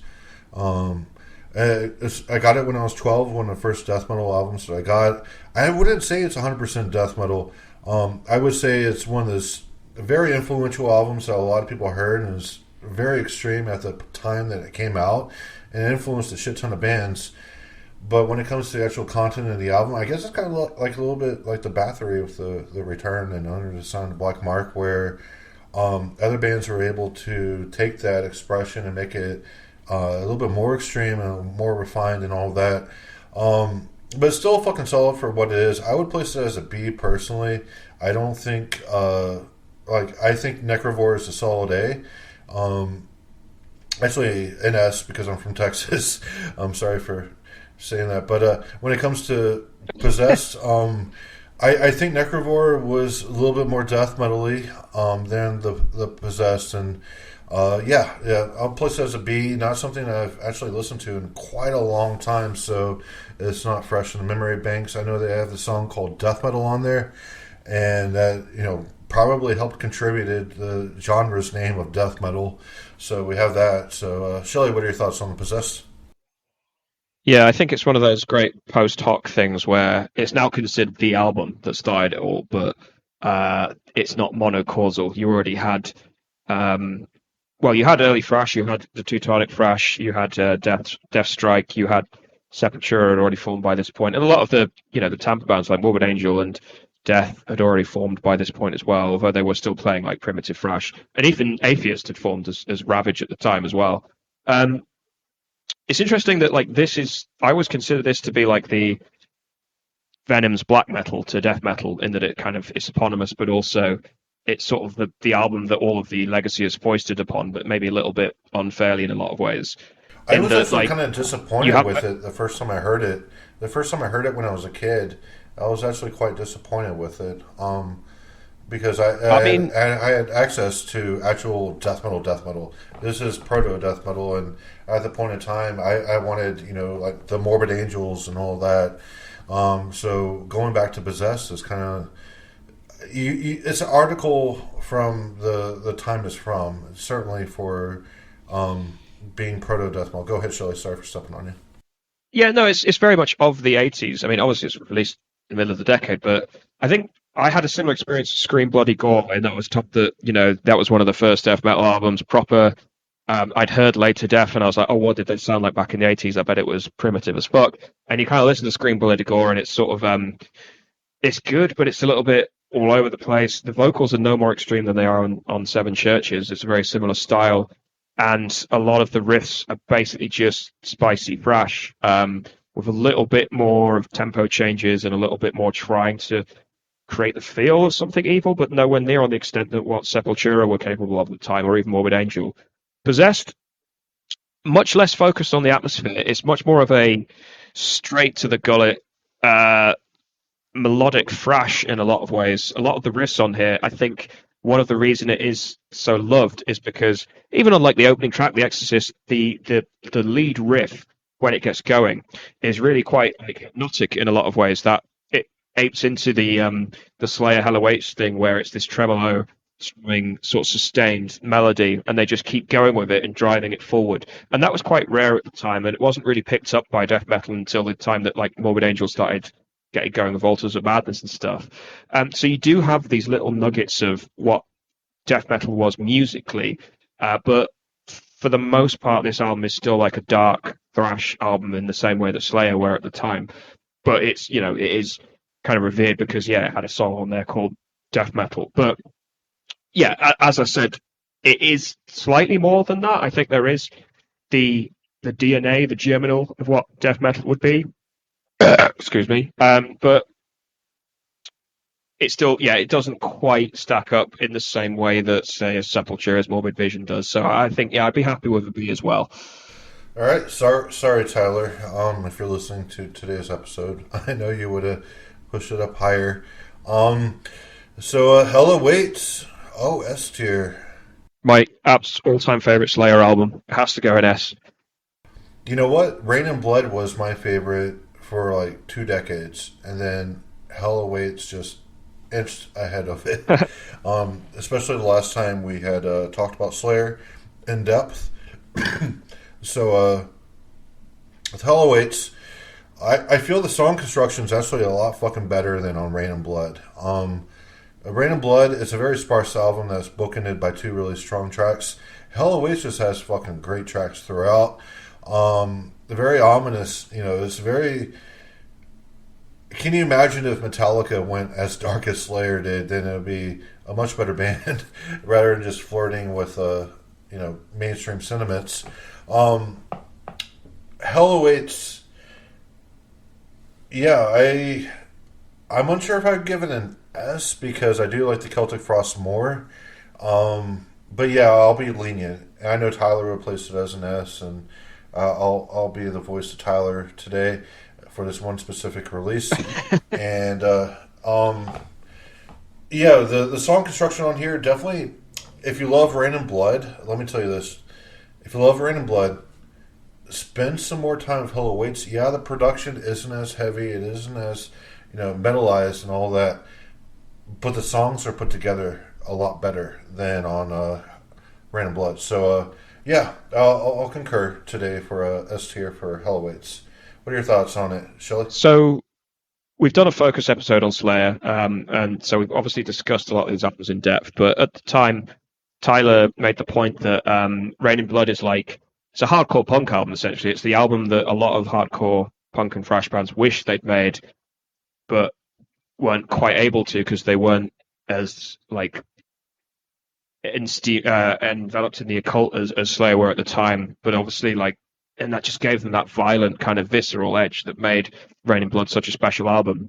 And it mirrors Bathory's Blood, Fire, Death in a lot of ways, in that it's bookended by two very, very epic, very iconic tracks, and in the middle, it kind of all blends into one. But in a sense, that's almost the point. It's just a blast of very efficient, very, very bare bones kind of noise. So it is a very, very different kind of prospect to Hell Awaits. And the other point I'll make that I've made on episodes where we've discussed. Can I?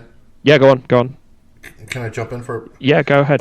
Back when I was in middle school, I told my teacher, because she was really upset that I was listening to a lot of extreme metal and all that, and I told her my two favorite songs, or my favorite song is Jesus Saves from Rain and Blood. I just told her my favorite song is Jesus Saves, and then I told her my favorite album is Spiritual Healing by Death, and just to kind of laugh in her face. But go ahead, I know you're on making a good point. Go ahead. No, I was going to say, like, so I've discussed before when we chatted about Slayer, is like, you have the two Slayers. You have the metal Slayer, where you have the Show No Mercy and Hell Awaits, where they're still wearing spikes, they're still wearing makeup, a little bit like Sepultura in a lot of ways. They're very much embroiled in the silliness of early heavy metal, the theatrics of it. And then you have the post Rain in Blood Slayer, which is very much married to their hardcore punk lineage, and then they become what they would in the 90s, which is essentially sort of bro metal, kind of knuckleheaded, masculine people sort of shoving themselves around. They're singing about social issues, singing about, serial killers and murder and war and stuff, and they've kind of ditched the whole occultist aesthetic. Hell Awaits is the pinnacle of like heavy metal Slayer, and we talk obviously a lot about the fact that there's a Merciful Fate influence on here. They're really, really leaning into the fact that they loved Judas Priest and to some extent Iron Maiden as well, but they're still marrying it with their love of Discharge and their love of the Misfits and things like that. So you do still get the extremity, but you also get the world building, and I keep using that phrase, but it is important as far as like early extreme metal is concerned, because the fantasy aspect is so important. It's about kids becoming so embroiled and so obsessed by these little fantasy worlds that they craft that they do just create these utterly oddball and compelling moments that stand the test of time. And this is Slayer's like version of that. Obviously, I adore Rain and Blood, but it is a much more calculating beast. And to some extent, they kind of managed to synthesize the two in South of Heaven, in that is still a very kind of esoteric, theologically minded album, but at the same time, it has the real world isms to it as well. But Hell Awaits is where they really lent into that, and they were still very young at the time as well. So it sort of encapsulates all of those elements. So I could see why fans of Slayer from about Seasons of the Abyss onwards wouldn't really dig Hell Awaits, but as Jason said, give it another look. And also, I think one of the obvious reasons why Tyler picked it is, alongside Possessed, Seven Churches, you basically wouldn't have death metal as we know it today without this album. Like, it is the starting gun for all of the other albums that we've discussed as far as like late 80s death metal is concerned. It all hinges on this moment that of Slayers from Hell Awaits. So yeah, absolutely S tier all the way for me. All right, I know Tyler would place it as S tier, so it stays there.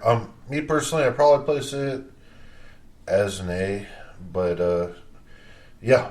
Next up, we have Death Leprosy. Shelly and I, we had both agreed that we should include some. We both decided to like choose 5 albums, and obviously Tyler's not here today, and we ranked his albums. And just after that, it's like people are going to be upset that we're not talking about some other releases. Death. All right, so Death is a band from Tampa, Florida, Have you heard of them? formed by this guy named Chuck Schuldiner. Um, Chuck Schroeder. Schuldiner, I don't know. I I was really into Death when I was like 12, 13 years old. I had all their albums, and I'd put the albums of the artwork on my backpack in school so people can see that I was listening to the Death. And I actually had Death patches too that I got from Aces Records back when I was a little kid too. Um, so we talked a little bit earlier about how Death kind of flirted with death metal. A lot of people put up Death as the guys who founded death metal because their name is Death and they got really popular. That's my logic behind it. Therefore, they created death metal. That's wrong.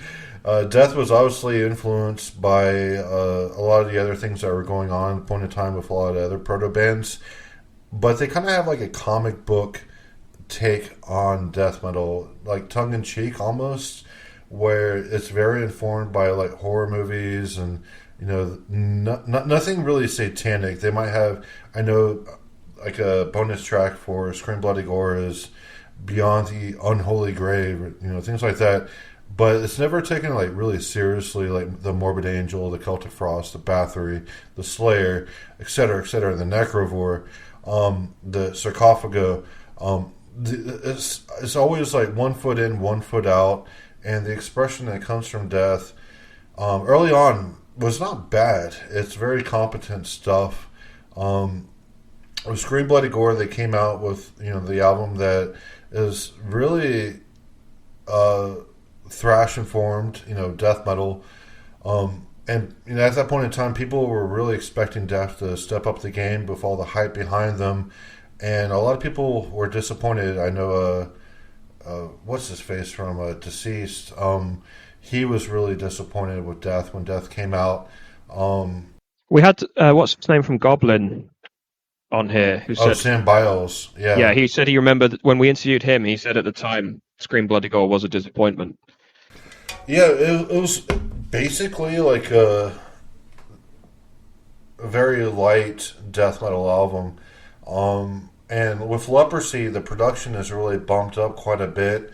The drums are a little bit faster.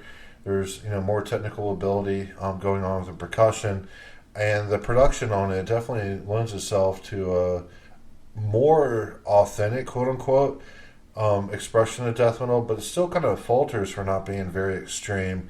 It's very like we talked about the Terrorizer being very deliberate. It's not having the feralness, the wildness, the today could be your last day alive because the next day you're going to be at like a crust punk protesting something out there and get shot by the police or something. I don't know, but Death always seemed like it was too calculated. It was too calculated, and it was going for the surface aesthetics of death metal.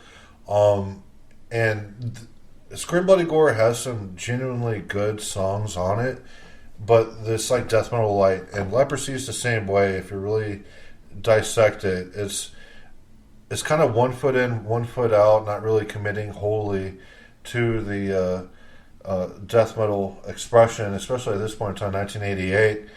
Death metal was kind of calcifying at that point in time. And Leprosy kind of just dropped the ball again. Scream Bloody Gore dropped the ball. A lot of people were disappointed with that. And then Leprosy came out. I will say this. The riffs in the album are put together better than what would follow, like on Spiritual Healing, which is fucking riff salad. There's a lack of continuity with how the songs are constructed on that. This has a little bit more continuity, but you never feel like you're getting the true expression of death metal. You have nothing that really challenges your morality, your worldviews, your outlooks. You have nothing that really challenges how you perceive the world and the death. It's all just kind of just adornment, the surface level adornment death metal. Shelley, go ahead. Well, where would you rank it? Leprosy? I think it's average territory. I'd put it next to the Terrorizer.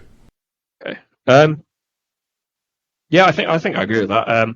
One thing we've mentioned a lot how so a lot of these bands were still in this sort of early point in their career, so they were finding their voice. One thing we haven't mentioned is the Scott Burns of it all, especially with these Tampa bands. And I think this was quite an early Scott Burns production. And you mentioned how, yeah, it had really stepped up from Scream Bloody Gore. And I do definitely agree. But there's also a sense in which Scott Burns, as one of the sort of very, very formative, very important producers for defining the aesthetic of death metal, he was still learning the ropes at this point as well. Um, and aside from him, famously, a lot of bands who didn't have access to Morris Sound couldn't find a studio that knew what to do with a death metal or a grindcore band. And we mentioned Carcass. They went to various studios, and it ended up in this cacophony of noise because studios didn't know how to produce bands that were playing this extreme form of music. Leprosy is sort of a first run at the Scott Burns signature thing, and people always point out that the drums are far too loud. I happen to quite like that. I think it kind of lends it a sort of visceral edge that kind of makes it stand apart from Scream Bloody Gore. And I would definitely agree that musically speaking, the riffs are much more focused than they would be on later albums. I think this is where Death just achieved a very, very meat and potatoes, very standard death metal style step up from what Obituary were doing a year later, but nowhere near as like esoteric and oddball as what Morbid Angel would achieve. And when Death did try to go progressive, it was very much they challenged the listener, but only on the listener's terms. And I think what you were saying earlier on, Jason, about how they talk the talk, but they don't walk the walk. I think that's bang on the money. And the Death really sort of, they're like fancy dress. They're cosplaying death metal in a lot of ways. And that's not to say that Chuck wasn't sincere. I think he was a very, very thoughtful, very talented musician, but he was also sincere in what he was trying to express. But intellectually, he never quite grasped what death metal was in the same way. You sort of look at his demeanor, and he didn't live it in the same way that, say, a Trey did or a Glenn Benton did or whatever. They were very much embroiled in their artwork, and out of that, you've got Altars of Badness and you've got Legion. Whereas Death were very much sort of tourists within that setting. They could step out of it at any time they wanted. And for extreme music, you do kind of need that completely oddball, completely eccentric kind of characteristic that really does just live it. And that's black metal is like example of that par excellence. So yeah, it's always like it's the sense I get from a lot of modern death metal as well. It's like, oh, it's there in terms of all the parts are right, and it kind of they're in the right place, but there's not that spark, that magic, that. That's exactly what I was thinking. I was thinking after I concluded with my tangent that death metal would be better off if death never existed, because that gave people the 1 foot in, 1 foot out, not fully committing to fucking death metal. And when you get into an extreme subculture such as extreme metal, death metal, black metal, you have to put every fiber of your being into it. You can't be 1 foot in, 1 foot out. If you're going to be a musician trying to be a part of something that you truly believe in, you have to invest yourself fully in it. And I never got that from. I mean, when I was younger, I liked death because it was death metal and all that. Oh yeah, fucking heavy riffs, blah blah blah blah blah. But there's a big disconnect with the intent and the what the product is of early death, and of course what death would become is like this hodgepodge of progressive and power metal. Which would allow bands like Opeth and things of that nature to gain traction in the extreme metal scene. Yeah. I think death, if they never existed, would have been a blessing for death metal. It would have been bands coming up nowadays. They may not have been into the nitty gritty of death metal, and they hear that it's like, oh, I could do that too. And now you have a blood incantation. So if death never existed, you would not have a blood incantation. We can look at it that way. I mean, and yeah, if they never existed, perhaps death metal would be better and more healthy nowadays.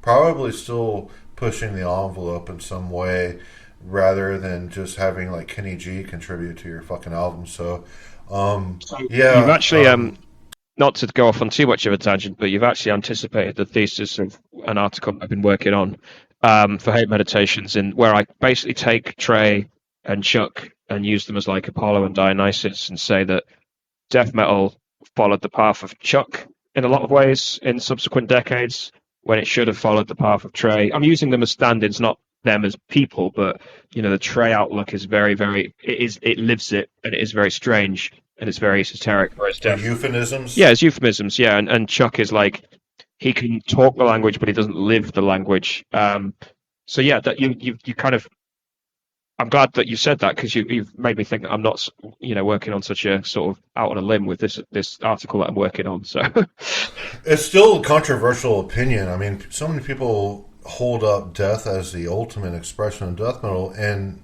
it's yes, there's some elements of death that are death metal, but it's really surface level. yeah, You never really go past the surface with death. With whereas the Trey Asgoth, yeah, he would be a good stand-in.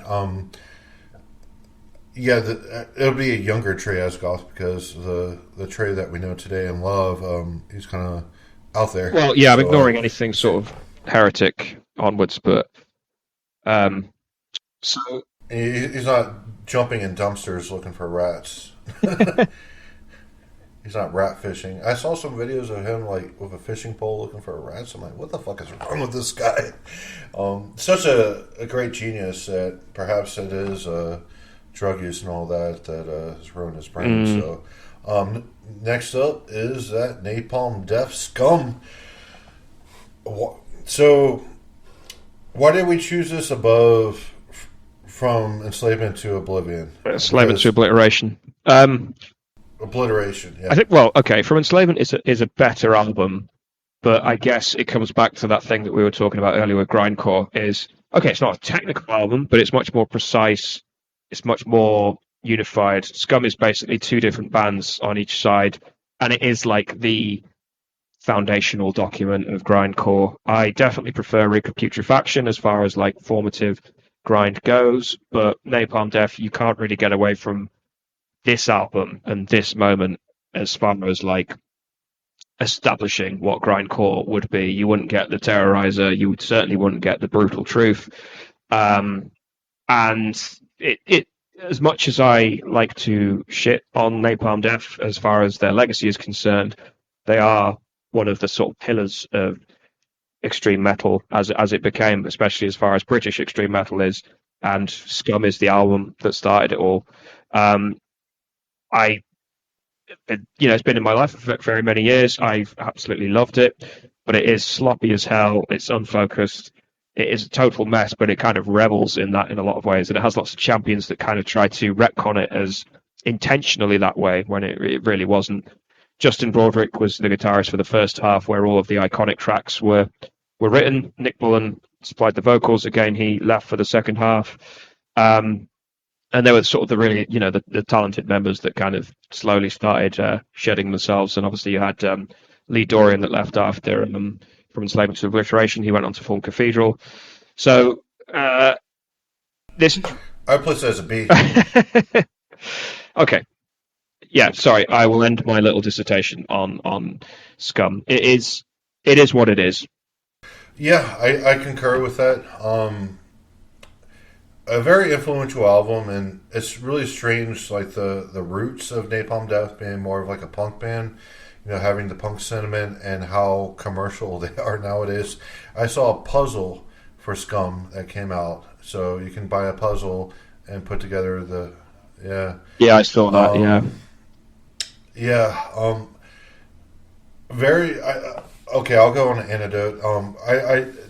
Tyler did message, and he can possibly join if you want to wait for him to critique the list at least. But Alan Moses from the Buttface magazine that he had in Australia, he had two offers to work for bands. He had Napalm Death, and he had Morbid Angel. Both of those bands wanted Alan Moses. Alan Moses is a wonderful guy, and I don't blame them. He ended up choosing the Morbid ones, and I kind of see why. With Napalm Death, politics aside, it's very flash in the pan nature of Napalm Death that there's a lot of great bursts of energy and expression that comes out, and but overall it seems not very lasting. And with Scum, I think it's a really enjoyable album. There's a lot of aspects to it that I feel that it warrants its place in history. But when it comes to like Blood, for instance, for grindcore, I thought Blood just had it a little bit more well put together. So there's that, and Tyler has joined, and I'm really, really happy. So we can end the episode with him getting his thoughts on where we place the albums. Tyler, we did place Hella Waits up to the S tier because we knew you would be placing that in S tier, and we did talk around it quite a bit. So what do you think about the tier list that we have?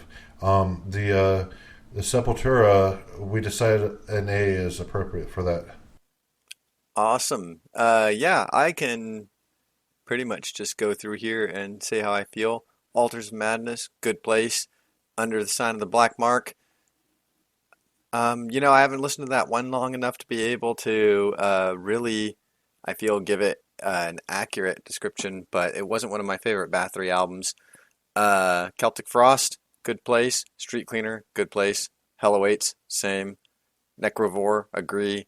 Reek of Putrefaction, agree. Same with Realm of Chaos. Sarcofago, yeah, I agree with that. I would bump up Sepultura higher, but that's just because I'm an Why? extreme, Like extreme nerd for that album. Shelly and I were really trying to pinpoint why you would place it as an S. When I came to the conclusion that it's the spirit of it more than the Uh, music. it's that could be partly it. I also just really like the approach. I've said it multiple times that I really enjoy that straight ahead death metal approach where there's not a lot of other things going on that I can find enjoyable in other death metal bands, like different kinds of chord voicings or different kinds of picking techniques or whatnot. Um, but is just mostly like what I would call a stream of melody. And I feel like Morbid Visions is one of those examples of that kind of a death metal album, if not, in my personal opinion, my favorite example of that. So it is an album that I just play repeatedly over and over again. There may be some other death metal bands or albums that I would say maybe on an objective level, not on a subjective level, is higher in quality. But I just really love that album. I spin it almost constantly. Oh yeah, Shelly was saying you play it once a week. It's crazy. Yeah, Yeah, crazy man, Tyler. pretty often. Impulse to Destroy, I would say A is roughly a good place. I might even sometimes consider it almost a little higher. It's one of my favorite grindcore albums of all time. Um, Repulsion, yeah, B rough. I might actually almost sometimes consider that one an A. I also really I enjoy place it that as one. an A. Yeah, I also really It enjoy got shot down by Repulsion. the Shelly. Slowly We Rot. B is almost a little generous in my opinion. Um, but it's not Oh bad. really? I agree. I don't like Uh, Obituary. well, that's not me not liking Obituary. I loved Cause of Death. I just didn't think Slowly We Rot was that great. Um, but Possessed, yeah, I actually think B is probably a pretty good for Possessed. Maybe on a good day, I would say, oh, it could almost be between a B and an A. I simply chose that one because you said 80s death metal, and I was thinking of music that I like. And Possessed is an album that I like. I've liked it since I first got into death metal because when I first looked into death metal, they people said, "Oh, this is the band that one of the bands that started it." And it's when you're talking about 80s death metal, there's a lot of good stuff but also at the same time, the choices are somewhat limited. And I also thought it would be a good talking point because, it was one of the bands that was the first to kind of play something that you could call death metal. Although, really, I don't know if you two would agree. I feel like it's been said many times, you get a lot of speed metal left on that Seven Churches album. Yeah, speed metal. Yeah, speed metal was what I was thinking too, and I said thrash. So thank you, Tyler. We said thrash, but yeah, I think. And also, if we were to do an 80s death extreme metal list, we couldn't not talk about this album. But I think as well, in discussing it, I was suddenly remembering how much of this album that I actually remember, which is a good thing, and that it's probably better than I remember it was. So I think I do need to revisit it because it's one of those albums where a lot of the weight of history is foisted on it. And albums that have that tend to sometimes not stack up with that reputation. But I think, there is definitely a lot of substance to this album where, death metal wouldn't have gone in the direction that it did if it weren't for Seven For Churches. sure. So, yeah, and I mean, to put it in a really simple way, there's some pretty cool riffs on it. They did a good job on some of the songwriting, but it's something where, like you said, Shelley, it maybe doesn't quite stack up against the reputation it has. Scum is an interesting album for me because there's about one half of the album that I don't really find that great. B might be where I put it, sometimes maybe even between a B and a C. And then there's another half of the album that I think is pretty decent. Which half? Because I was mentioning this earlier, it's basically, each half is basically a different band. It's only the drummer, Mick Harris, that is on the whole album. It's the second half where it's like Lee Dorian and Shane Embry and a few others, I think. The second half is the one that I think is a little better. I knew you were going to say that because the first half has all the famous tracks on it. But yeah, and I mean, honestly, and I get that there's a place for humor in music. I find the cutesiness of tracks like "You Suffer" a little annoying. But yeah, Scum is not really where it's at for Napalm Death for me. It's more from Enslavement to Obliteration, or even some of their later albums. Napalm Death is just one of those grindcore bands where I am not as fond of them as many people seem to be, despite their importance to the genre, which I acknowledge. But moving on, Sodom, perfect place for that album. Kind of the same opinion along the lines of Napalm Death. I acknowledge their historical importance, which to death and black metal I think was indispensable. They were a huge influence on the genre, and that's I guess I could say that I have some gratitude to them for that. But this album just isn't that interesting. It's a little bit on the boring side, in my opinion.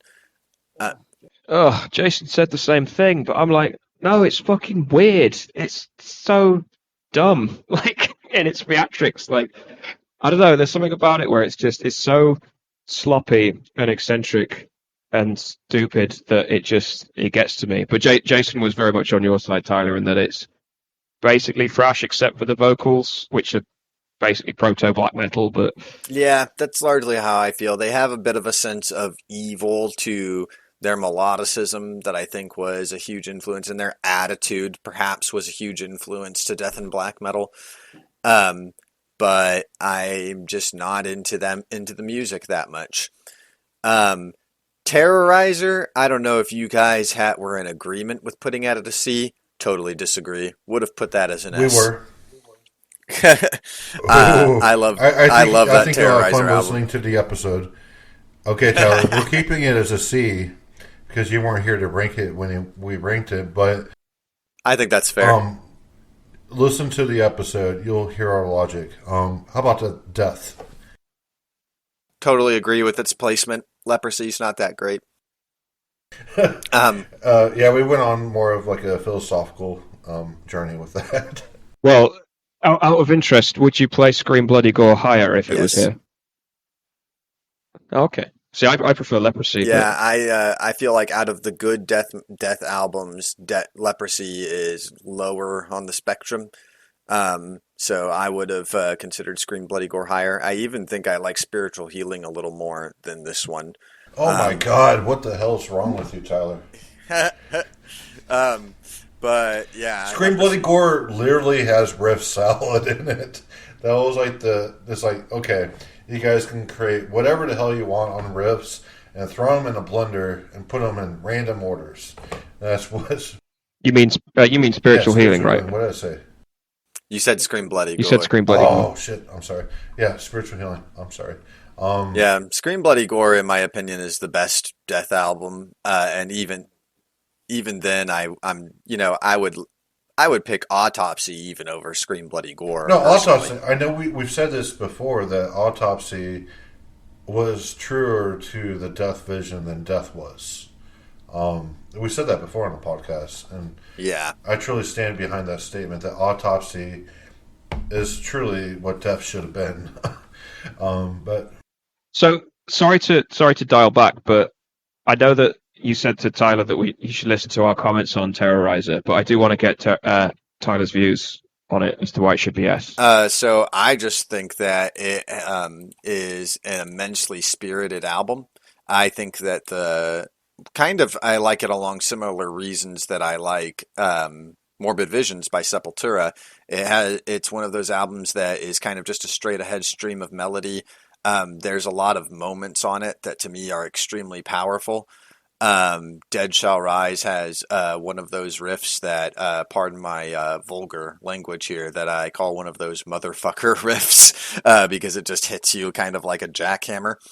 Um, it is an album that I've liked for a long time as well. It's one of those albums that since I started listening to heavy metal when I was about 15, I've liked it since that moment forward. Um, and I think it's an album that has a lot of kind of youthful perspective of the world, which can lack some maturity and experience, but makes up for it in a kind of I don't know how to put it. Makes up for it in a kind of innocent spirit um, about how you should approach it. So I really enjoy the fact that you get almost kind of an entire picture of a vision of the world throughout the course of it. Something that I think a lot of really good albums like this do, like Impulse to Destroy, for instance, or Reek of Putrefaction, or some Nun Slaughter albums, or in a different way, Beherit's Drawing Down the Moon. Um, so I'm a huge fan of this album, and I yeah, definitely would have given it an S tier on a personal level. That could be a bit of a subjective look at it too, though. However, kind of like I said with Sepultura. Um, but anyway, any further thoughts on it that you would like me to respond to?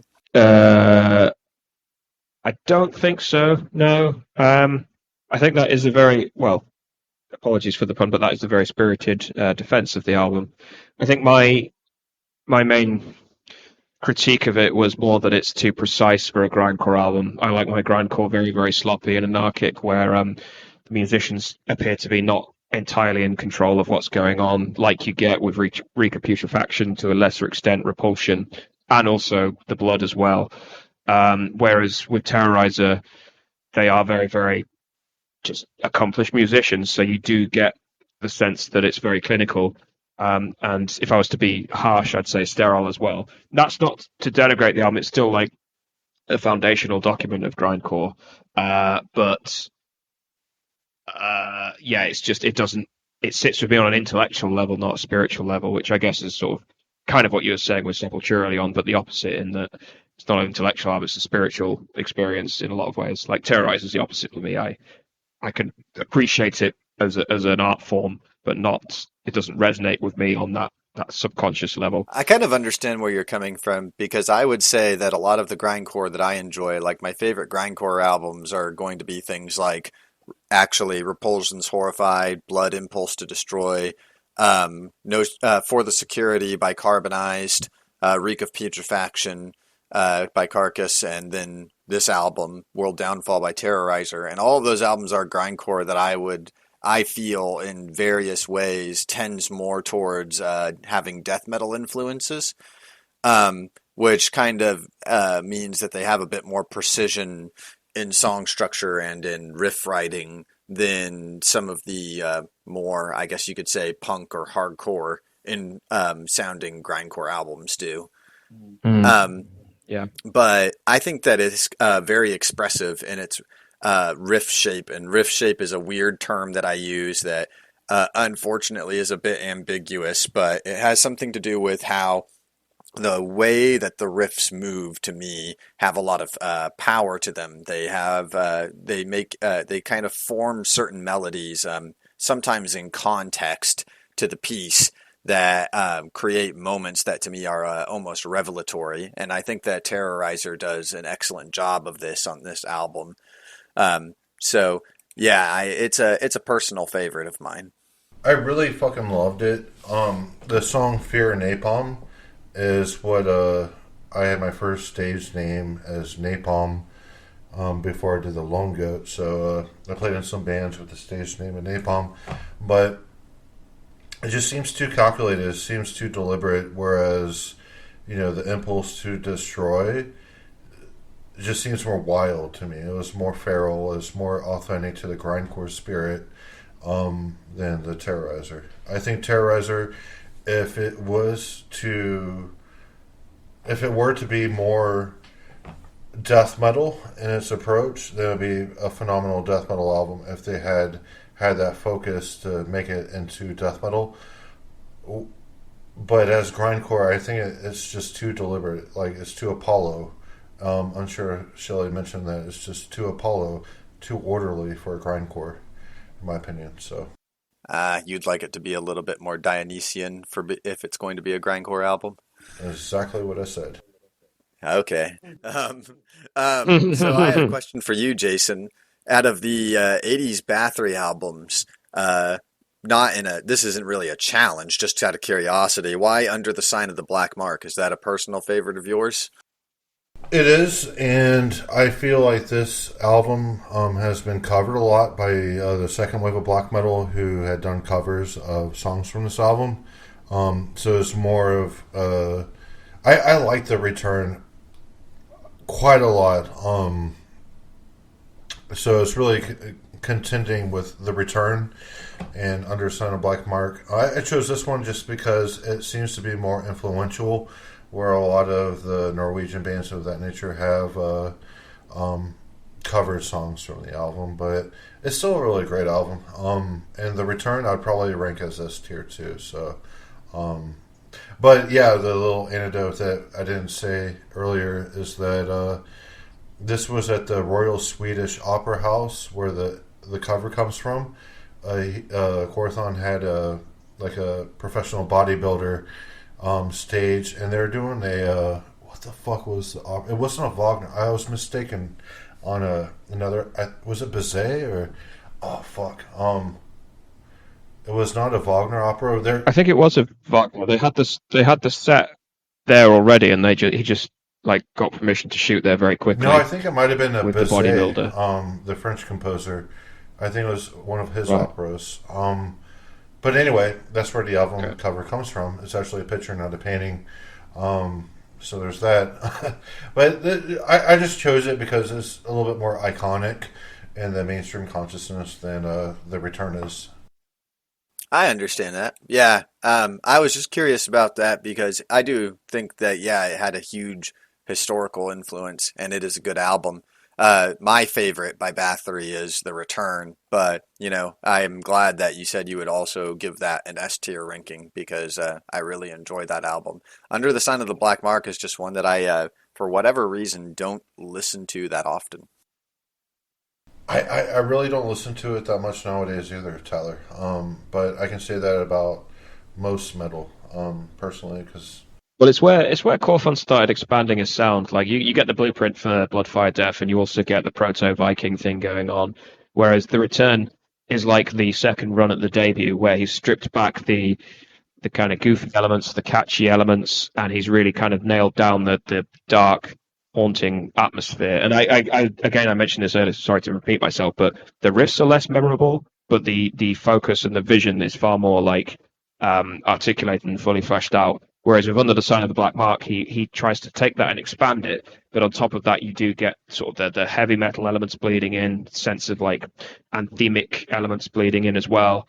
I mean, that doesn't make it a bad album. I think it's just him pushing at the boundaries of where he could take his style, and it just so happened that a lot of kids in Norway kind of really latched onto that in a lot of ways.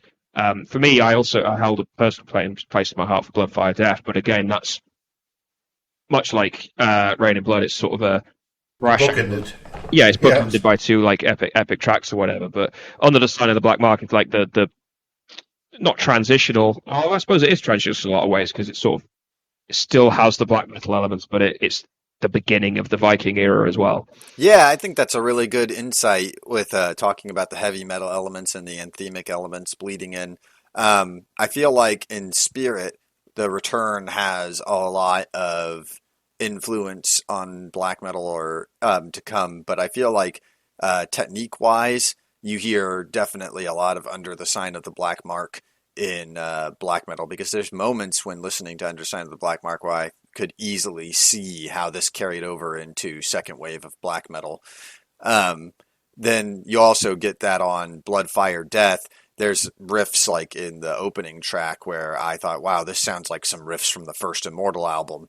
At one of the riffs that's in the intro and the outro of that track in particular. But yeah, I think you can hear a lot of the technique that would be used or developed on by second wave of black metal on Under the Sign of the Black Mark in particular. So I feel like it was a good choice for this tier list. Yeah, just one album per band. So I chose that one. Not a lot of thought that went into it. I'm like, which one is more iconic? And so I chose that one. So, yep. Yeah, kind of a similar logic behind me picking Seven Churches. All right, Shelley, do you want to wrap up the episode? I'm afraid I have to, because I've got to have my tea and then I've got to go to bed.